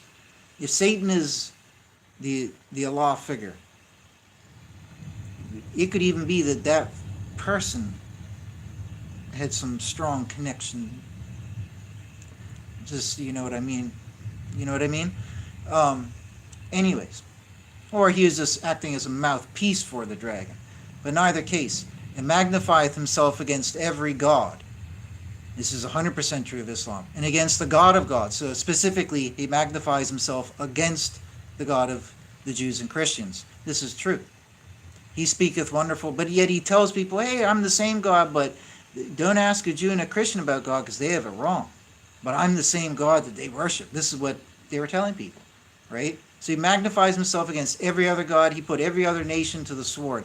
To this very day, they go out and methodically destroy ancient temples and monuments to any other god or nation. Historical monuments, they just destroy them. They blew up like these 300-foot tall Buddhist statues of giants. They blew them up in the Middle East. They destroy Babylonian artifacts and everything. Just they get rid of it all. They wipe out all traces. It's got to be 100% Islam. You know what I mean? That's the goal. So he magnifies himself against every god, and against the God of gods he speaketh wonderful things, and has prospered till the indignation has been completed for that which is determined has been done. And unto the God of his fathers, his tribal forefathers and parents, he does not attend. Nope. Nor to the desire of women. Well, while he did desire women and had many wives, he didn't give in to the commands of women. Whereas a lot of others, such as in European cultures and stuff, women had powerful sway over a king, right? But in Islam, complete opposite, right? So the God of his fathers he does not attend, nor to the desire of women, yea, to any god he does not attend. For against all he magnifieth himself. And to the God of strongholds on his station he giveth honor. Yea, to a God whom his fathers knew not he giveth honor. and gold and with silver and precious stone and with desirable things. So it's a whole new deity that nobody's heard of before. Even his own fathers have never heard of this deity. But this deity is going to be planted smack right there on the Jewish holy place. This Daniel is describing the origin of Islam here. It goes to that question. Because otherwise, this is just fairy tales. When you combine what Daniel said in prophecy to history, this is talking about Islam. Okay? And he has dealt, the Romans never did this. Never did this, right? And he has dealt in the fortresses of the strongholds with a strange god whom he has acknowledged. Rome never did that. Rome had their pantheon. Rome always had their pantheon. And Rome built the Jewish temple. Okay? Rome always had their pantheon. And the Roman gods weren't even that evil. You know what I mean? It's not like they were cannibal. Roman gods were against crime. They were against cannibalism. They were kind of perverted, some of them, and they did some questionable things. But overall, it's not like it's overly evil as a religion. I've studied Greek and Roman religion. I've studied a lot of religions, right, to learn about them. And I wouldn't call it evil. They do a lot of bad things, some of the deities at times. But overall, they try to represent justice and somewhat goodwill, right? It's not like an evil, conniving religion, if you follow what I'm trying to say, right? But this guy here, my point is that Rome always had their pantheon. They never added in a new god. This whole new god with a new temple, an abomination on the temple. None of that ever happened with Rome. Caligula tried to put a statue in the temple. I don't even think it succeeded. I've been reading the history on that. I think he wanted to, but it never ended up happening. It was somebody else who put a statue in the temple while it was still standing. But it says here, right? With a strange God whom he has acknowledged, he multiplieth honor and has caused them to rule over many. So you tell me, look back in history, what person so powerful with power over the Holy Land at the time, okay, was rising up and conquering many, getting lots of plunder and booty, worshiping a strange new God with a new religion, changing seasons and law, with an abomination that would be on the Temple Mount. Who else did that in history? Nobody else. It was Islam, right? So, a strange God whom he has acknowledged, he multiplieth honor, he has caused them to rule over many, and the ground he apportioneth at a price. This is exactly what the caliphs did, the caliphate did, when they conquered the land, in any land. They owned the land, and then turned around and sold it at a price. This is how they would make money, okay? And they're not the only nation to operate like that, right? So, but that is historically what they did. So confirmed, that did occur in history.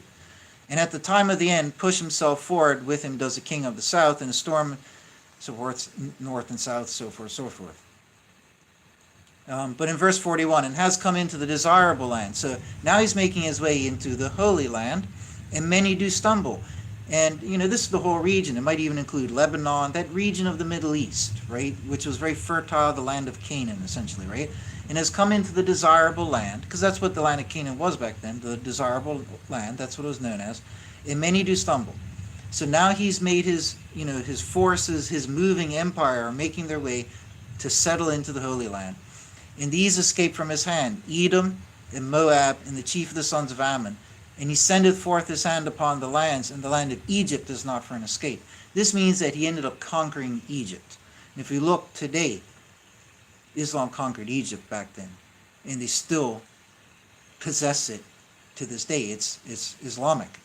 They do not practice Egyptian religion, as the vast whole. It's Islamic. Okay? So again, everything detailed here about this figure came true with Islam.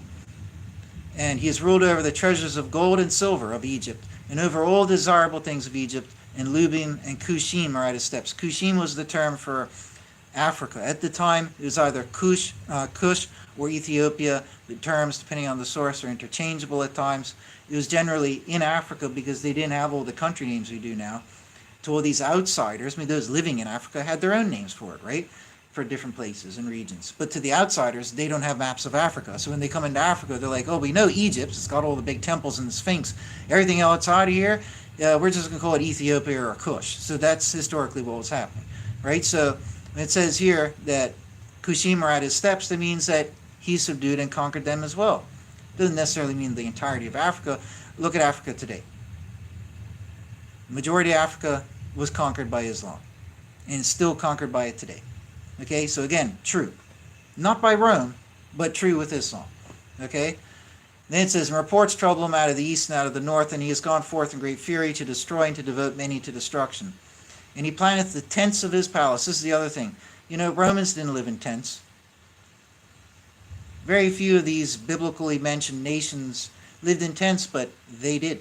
They had these mobile armies, and it was like a mobile nation until they eventually conquered the Holy Land and settled there and claimed it through the right of Ishmael, right? But anyways, and he planted the tents of his palace. So he had palaces. Romans typically didn't have tents and palaces. Well, they did, but typically, generally speaking, they didn't have palaces and tents. Tents and palaces are Middle Eastern, Arabic, you know, even with the gypsies, they have tents, nomadic type peoples, a nomadic movement, even with Genghis Khan, tents and palaces. Okay, it's that region, it's like the culture and the way they kind of did things being nomadic, right? So, and he planted the tents of his palace between the seas and the holy desirable mountain, and has come unto his end, and there is no helper to him. This is exactly what happened, because just before he got to really settle down and enjoy his created empire, he died of poisoning, and no one was able to help him. So all of this came true. That's chapter 11. And then in chapter 12, so that's Daniel introducing the big bad fourth and final beast kingdom. He just described its founding ruler, which John says in Revelation we know is the lamb-like beast, the false prophet, who would introduce and force everybody to worship the final kingdom, which is Islam. Okay? And then it goes straight over to Revelation, to Daniel 12, sorry, which I already covered. So there's a lot of detail in the book of Daniel, and I really wanted to read it because all of that's important. Right? Now, if we go to Revelation 12 backs up, believe it or not, backs up the 1260. Okay? Now, in Revelation 12, it's got the great age-old story, dragon in the heavens, the woman Israel on the earth, and a third of the fallen angels, you know, the third fall down, and so forth. They pursued the baby Jesus to try to kill him. Okay, sparing read a bunch of paragraphs. It says here in verse 5, and she, Israel, brought forth a male child, who is about to rule all the nations with a rod of iron, and caught away was her child unto God in his throne. And the woman, Israel, did flee to the wilderness. This is the exile, where she has a place made ready from God, that there they may nourish her days 1,260. So here we have the 1260 days, day for a year principle, 1260 years. Now, you ask yourself, is it 3.5 years, or is it 1260 years? Did Israel go into exile for 3.5 years? No, they didn't. Answer, there you go. You got your answer. It's 1260 years. It's obviously not 1260 days. Okay? Hold up. I got to check. Oh, my battery is low. Hold up.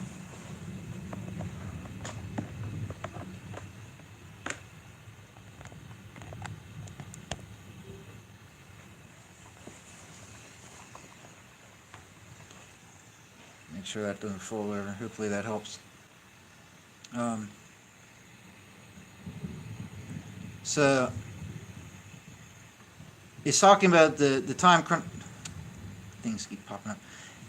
It's talking about the chronology of time, right? So, and she brought forth a male child and blah blah blah blah blah, fled into the wilderness. Oh, I read that part. Yeah, 1260. Okay, and then Satan gets cast down and so forth. So we know that Jesus ascended up. They fought. Satan was cast down here. So that's what it says, right? That was the first mention. It says 1260 days. But we know it must be 1260 years, not days. Because they're still in exile now. You know, they haven't all come back to Israel. They haven't had the completion of the ingathering. Okay, so it's definitely not days, it's years. But in the same chapter, just lower down, right, it says, I think it's around verse 12 or 15. In verse 13, it's basically talking about the same thing again. When the dragon saw that he was cast forth to the earth, we just heard about how he was cast down after Jesus ascended up, right? So it's still talking about the same time period. When he saw he was cast down to the earth, he pursued the woman Israel, who did bring forth the male. And they were given to the woman 2 wings of the great eagle, that she may fly to the wilderness, same words as before, to her place, where she is nourished a time, times, and half a time from the face of the serpent. This is 3.5 times, which, like I said, a time is 360 years. This is 1260 years. But it is literally verbatim the same time period that they just mentioned verse earlier, when the same words are used. Israel is taken to hide in the wilderness for a period of time for safekeeping. It's the very same thing. So that's showing you that 1260 days or day years is equal to 3.5 times. So God's showing you the algebra. So you do the simple equation. You know, a 10-year-old child could probably do it.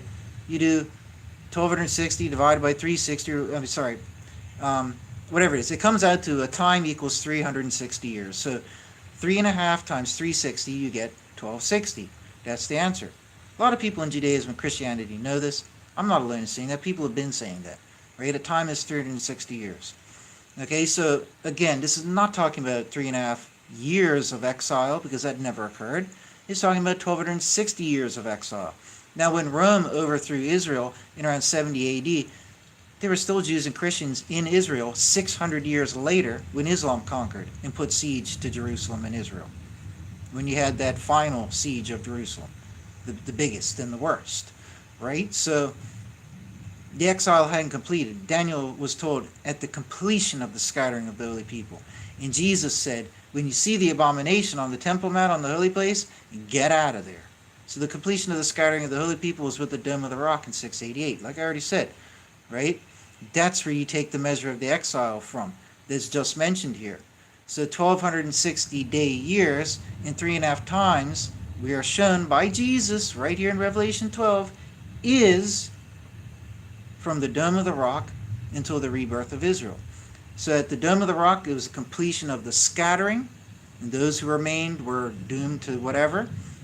Then 1260 years later, after the 3.5 times, would be what? If that ends, that means people are coming back, like I already mentioned, right? Perfect fulfillment. So that's Revelation 12. Now, in Revelation 11 and in Revelation 13, it references another cryptic time period of 42 months.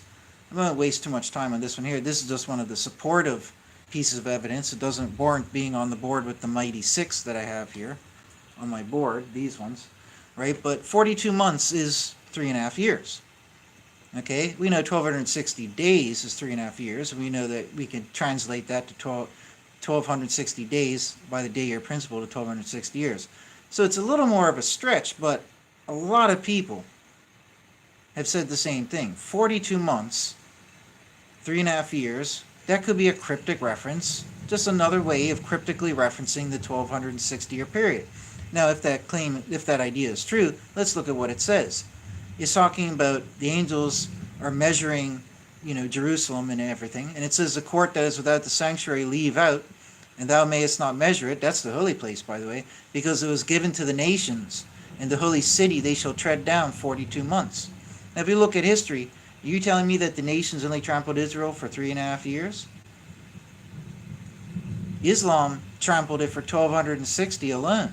There's about 600 years of all sorts of different kingdoms taking over Israel from when Rome overthrew the temple and stuff until when Islam overthrew. There were 600 years of different kingdoms taking over and the nations trading it down. But in the 1260-year period of the final beast kingdom, Islam, everybody was fighting over the Holy Land. You had the European Knights and the Templars coming in even after the year 1000. Everybody was fighting over the Holy Land, and it was tread down for 1260 years. If you look at the 1260-year span, we see it taking place, so it does fit.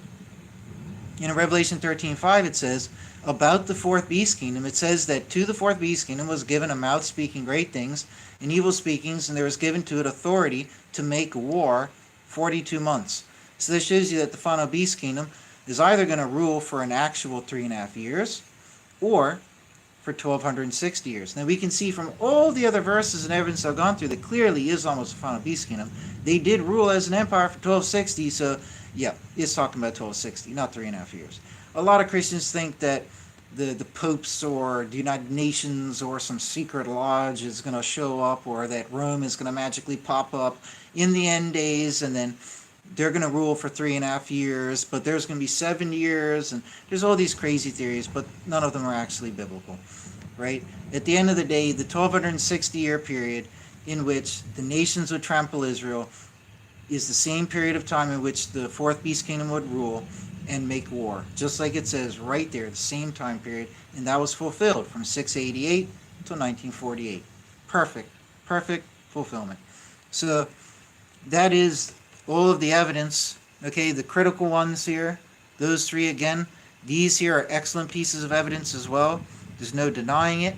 Okay, I mean, very quickly, I guess I could go through the 6,000 year thing, but I have a video exclusively for this one. This is from the fall of Tyre. There's the great prophecy. 497 BC is when Tyre fell. There's biblical prophecy about it with numbers attached, and there's history confirming it. So from 497 to 520, you get to 2023. 2,520 is 7 times. Okay, 7 times 360 is 2,520. It's also 1,260 times 2, because that's 3.5 times. Okay, so that's another great one, but it's got its own video. This one's simple, but I do talk about it in another video. That's the 2 days, like I mentioned before. In Hosea, it talks about on the 3rd day we will be healed. After 2 days we will be healed. I do have a video on this still, I believe, up on my channel. It's one of the more minor points. That's why I put it down at the bottom here. But still, we were told essentially in 1 or 2 places in the Old and the New Testament, so in Old and in New, we were told in a few places, very, very cryptically, but very suggestively, that after 2 days, i.e. after 2,000 years, we would be revived or healed or resurrected, i.e. the resurrection would occur. Okay? And I show in my video that Jesus died 26 AD based upon the dating of the decree of Artaxerxes, okay, and so forth. Watch the video for the greater detail. If he died in 26 and he taught for 3 years, means he was baptized in 23. Lo and behold, 2,000 years later, it's exactly 2023. So when Jesus makes a statement that after 2 days, blah, blah, blah, or whatever it was that he said, that's fulfilled in this. And when Hosea said that on the 3rd day we will be healed, whatever it is that it says, is fulfilled in this. Right? So, again, we have the 1290 specific prophecy fulfilled according to Bible and history. The 1260-year prophecy fulfilled according to Bible and history. 1335th year, which is 75 additional, that's what's going to happen. I can't say that's fulfilled, but 2,520, that one there is fulfilled according to Bible and history, right? The 2,000, fulfilled according to Bible and history. And now the 6,000, I'll show this one real quick. 6,000 years, again, is from the birth of Seth. 6,000 years later, meticulously worked out, comes to 2023, to the exact year, not a drop of error. Here's the chart again. Let me just fold over this part here. Okay, so it's all backwards for me right now. I put it into blocks. I'm going to do this real simple, like ABC 1, 2, 3 for everybody. I broke it into blocks. Verified numbers within each block. 1335, we just got that from the prophecy of Daniel. So if this is the end period here, we have a block of 1335. This would be the Dome of the Rock, right?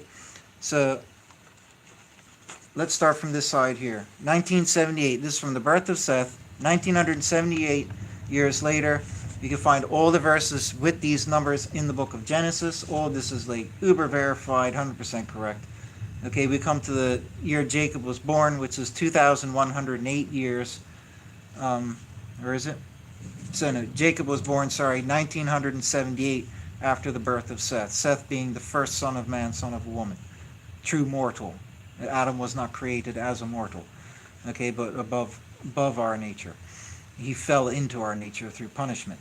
Okay, so 1978 years later, as according to Genesis, okay, Jacob was born.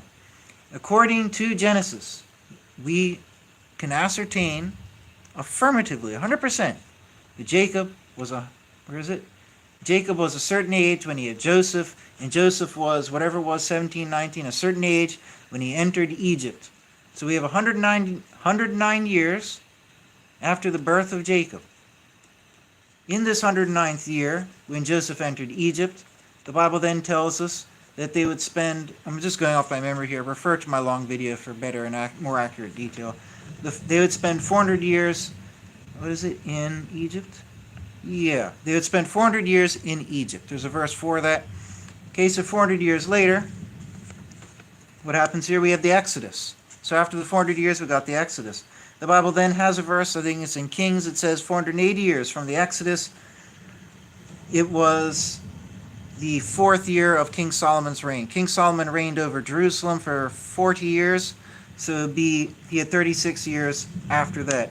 So that's the 480 block. We then add up all the length of reign of the kings of the Second Temple over Jerusalem, including the 36 remaining years from Solomon's 40. We get 423. That's this block here, all uber verified.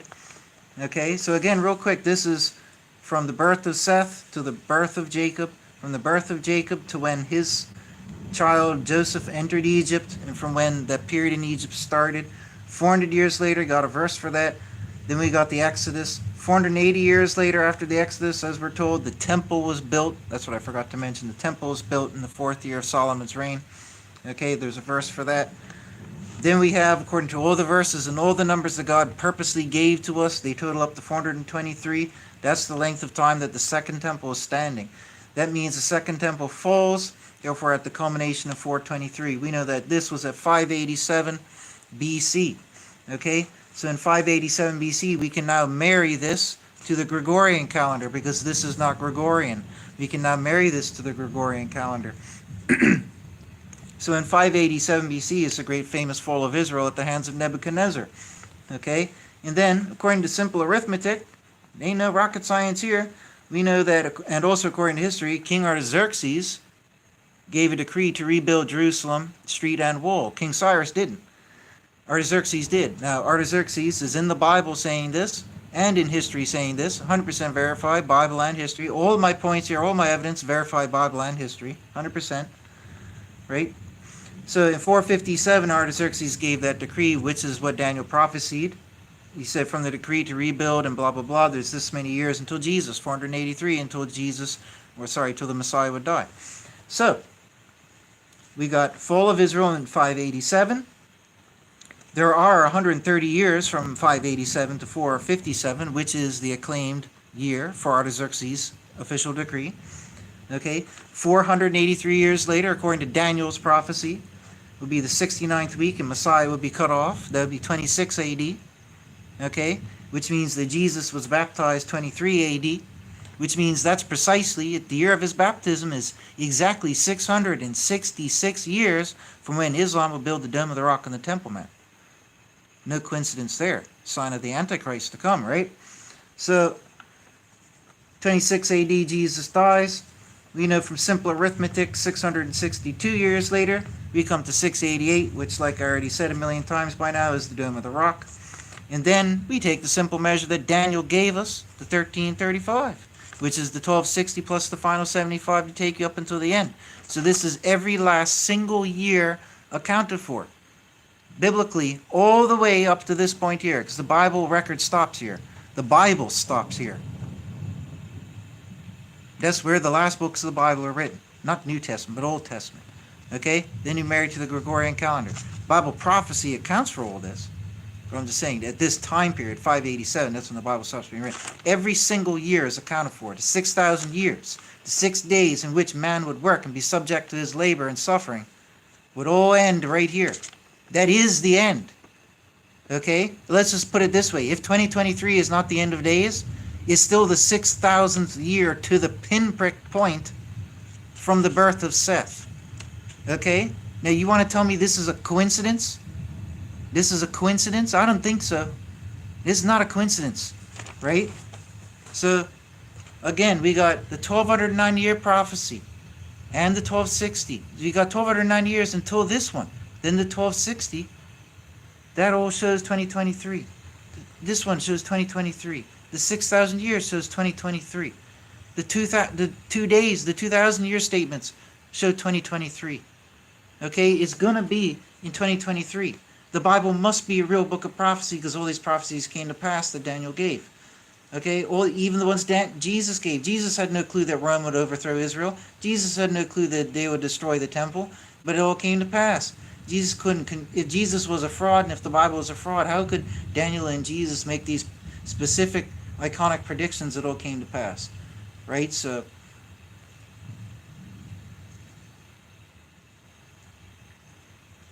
in Psalm 90 verse 10, this is just a few little supplemental things I'm going to throw in here real quick as a cherry on top. In Psalm 90 verse 10 it says, days of our years, in them are 70 years.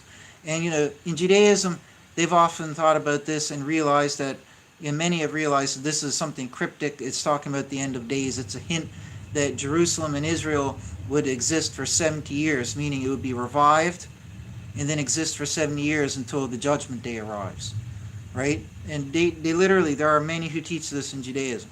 Okay, Christians have thought similar. I'm not alone. Psalm 90 verse 10 is a cryptic reference to the end of days. It's not talking about any other period of time. I have a video on this as well. Like I said, I have a video on like everything I'm talking about here. It says, days of our years, in them are 70 years, and if by reason of might 80 years. Yet is there enlargement, labor, and vanity. Meaning, if it's to stretch towards the 80, that's enlargement and vanity. So it's not going to happen. But it says, it has been cut off hastily, and we fly away. So what's that showing is it's more than 70, but it's less than 80. So if you were to cut off somewhere between 70 and 80, where would you do it? Say 75, right? How many final years did God tell Daniel would take after the 1260? 75 final years. So after the 1260, after the end of those wonders, and after Israel is reborn, even Jerusalem is reborn, the Jews and the Christians are coming back there, just like all the Old Testament prophecies by all the great prophets said would occur. They're coming back in on camels and this and that there. They're all coming back in. It's all coming to pass. But like it says here, days of our years in them are 70 years, if by reason. So basically 75 years, and what does it say? It has been cut off hastily and we fly away. That is like the only use of that term, fly away. And it is fly away. Is the only use of that term like that? A Christian would understand it to be a reference to the rapture, a cryptic rapture reference. Judaism doesn't believe in a rapture. Most Jews, maybe some circles, maybe Kabbalah or certain more mystical circles, they actually do kind of believe things that have Christian type elements, New Testament elements, but on the vast whole, they don't believe in a rapture. They believe they're going to be stuck here on this earth, and they want that. They want Israel back, Jerusalem back for eternity, and they're going to stay here. You know what I mean? There's no idea or concept or desire to be taken off the earth on the general whole. But it says here, it has been cut off hastily, the time, and we fly away. Now, why would God use those words, and we fly away? It makes a lot of sense if it's a cryptic reference to the end days. So that would be God's little hint, just a little cherry on top. Psalm 90 verse 10, that God's saying, hey, you got between 70 and 80 years. You know what I mean? Jerusalem's going to come back. Israel and Jerusalem are going to come back out of the woodwork because they had been dominated by another empire. But hey, they're going to show back up, and they're only going to have 70 to 80 years. And then you're going to fly away. Right? And then the other one is in Zechariah 1:12. Now, in Zechariah 1:12, again, at face value, you might think it's talking about ancient times, but Judaism and Christianity, many have speculated, no, this could be a cryptic hint and nod towards the end days, based on certain key things said.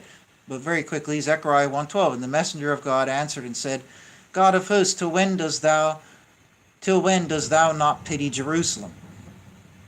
Now, Jerusalem was under Islamic rule for 1260 years until 1948. It wasn't even made the capital again until Trump helped make that happen in like 2018 or 16 or 20 or whatever it was, right? So it's still even contended, but it did exist again, and the Jews and Christians were allowed there. But ironically, it really wasn't Jerusalem under the 1260 years. It was after the 1260 ended. And it says, the messenger of God answered and said, God of hosts, till when dost thou not pity Jerusalem and the cities of Judah, that thou hast abhorred these 70 years? So why would God abhor Jerusalem for 70 years? We know that the 70-year prophecy of Jeremiah was 490 years, because God told Daniel that explicitly. I think it's in chapter 9. Daniel says, I'm sitting here thinking about Jeremiah's prophecy of the 70 years. And God sends out an angel who says, hey, Daniel, you're thinking about Jeremiah's prophecy? Well, guess what? It's not 70 years. It's 70 weeks of years. It's 490 years. So we all know from the mouth of God that there was no 70-year prophecy. And even according to the Bible, it was more like 50 years under the yoke of Babylon. And according to history, it was only 50 years under the yoke of Babylon, not 70. And even Judaism teaches, yeah, they agree, it was only 50 years. So there was never, in any sense, 70 years under Babylon. It didn't happen. Okay? So this and many other reasons, this is basically, it's a cryptic reference to the end days. I know it says 70 years. It doesn't say 75. But still, right? Who cares? Who cares? I mean, we don't even have to use this. This is just a little sprinkle on top, right? Even if you want to leave this one out and just stick with Psalm 90. So there you go, folks. And to end it all, I'll just say this one again. There are lots of other supportive evidence.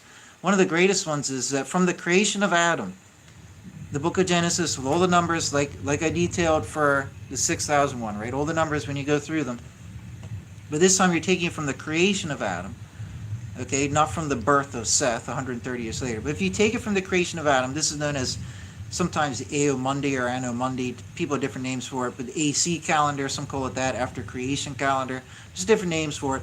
But on that calendar, from the creation of Adam as 0 or 1, you have that natural flux. Depends what you pick. If you say 0 or 1, you could be on or off a year or so. But who really cares about that little difference, right? Right? But from on the after creation calendar, there are exactly 1948 years till the birth of Abraham. Now, it's not my number. Go look it up. That's completely factual. So it's 1948 years Abraham was born. Now, Israel came from the loins of Abraham.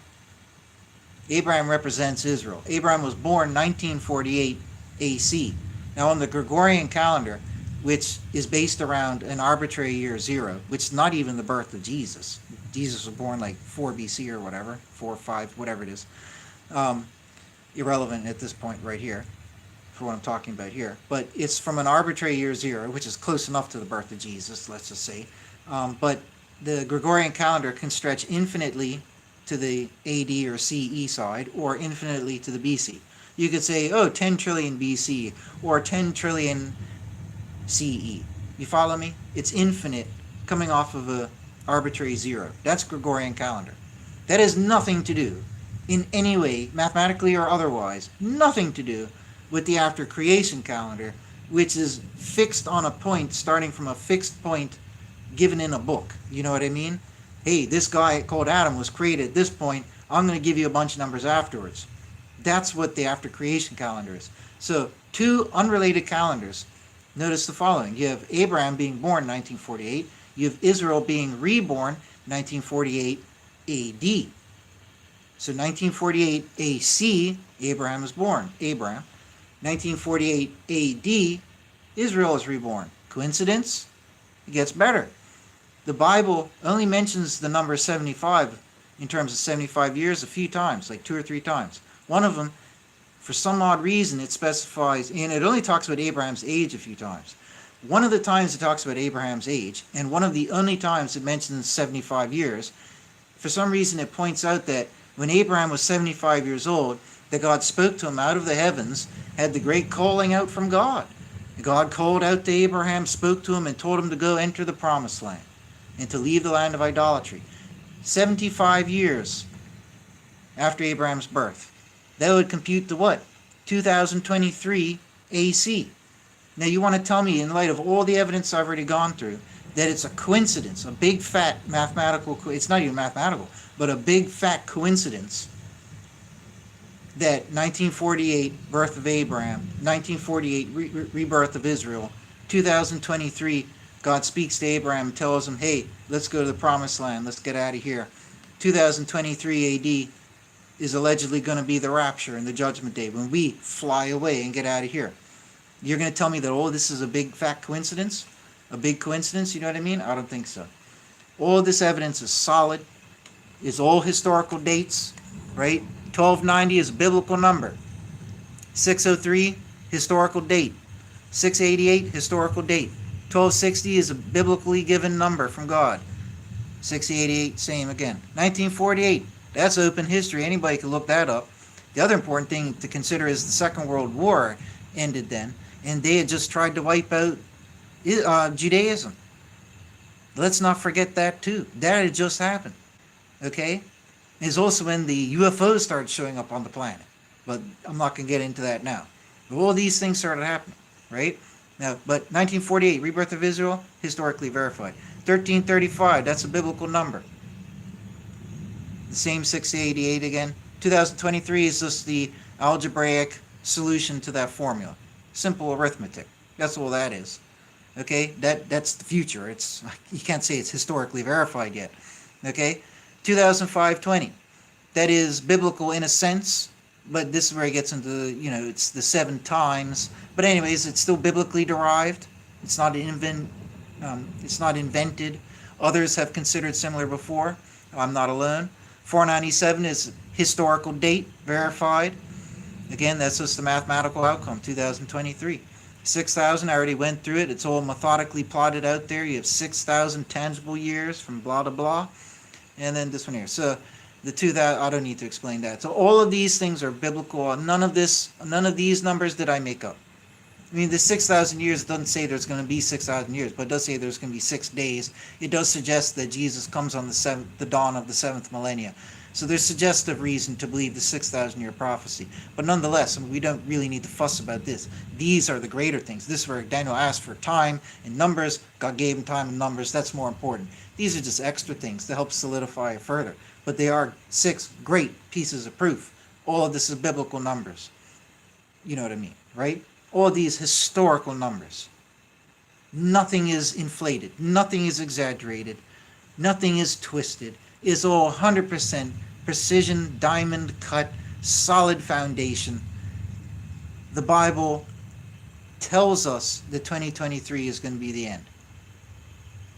It's going to be the end. All right? Now, it then comes down to, is the Bible real or not? What if it doesn't happen? But like I always say, let's not go there. Let's wait and see first. No harm. Let's wait and see. Well, wait and see first. If nothing happens, there's no harm. Better to be prepared in case than to not. We have good reason to consider that it would be the case. It's not that we're thinking this for no reason. No harm in preparing in case. What do you got to do to prepare? Reform. Turn to God. All that there. Right? Most important thing, reform. Come to God through Jesus and reform like Jesus told us to do. Once you do that, you'll be okay. Right? And follow the law that Jesus said we need to follow. Be good unto all. Love God first and foremost. There you go. Then you're good to go. That's your preparation, right? Do that. But anyways, I don't want this video to go on too long. God bless you all, folks, but I know this video is not going to get more than like 200 views. And what would probably make me laugh, being sarcastic, is that the end days could even come. It could be the end days, the meteors falling, fallen angels walking around, everything going into chaos, the plagues out, angels taking people up. You might still have, you might be enough satellites for YouTube to still be operating, and I bet you my videos announcing it will still only have about 200 views. You know what I mean? It's just like Jesus said, like the days of Noah, everybody will be oblivious. Just like with Sodom, everybody will be oblivious, and then sudden destruction. That's what's going to happen.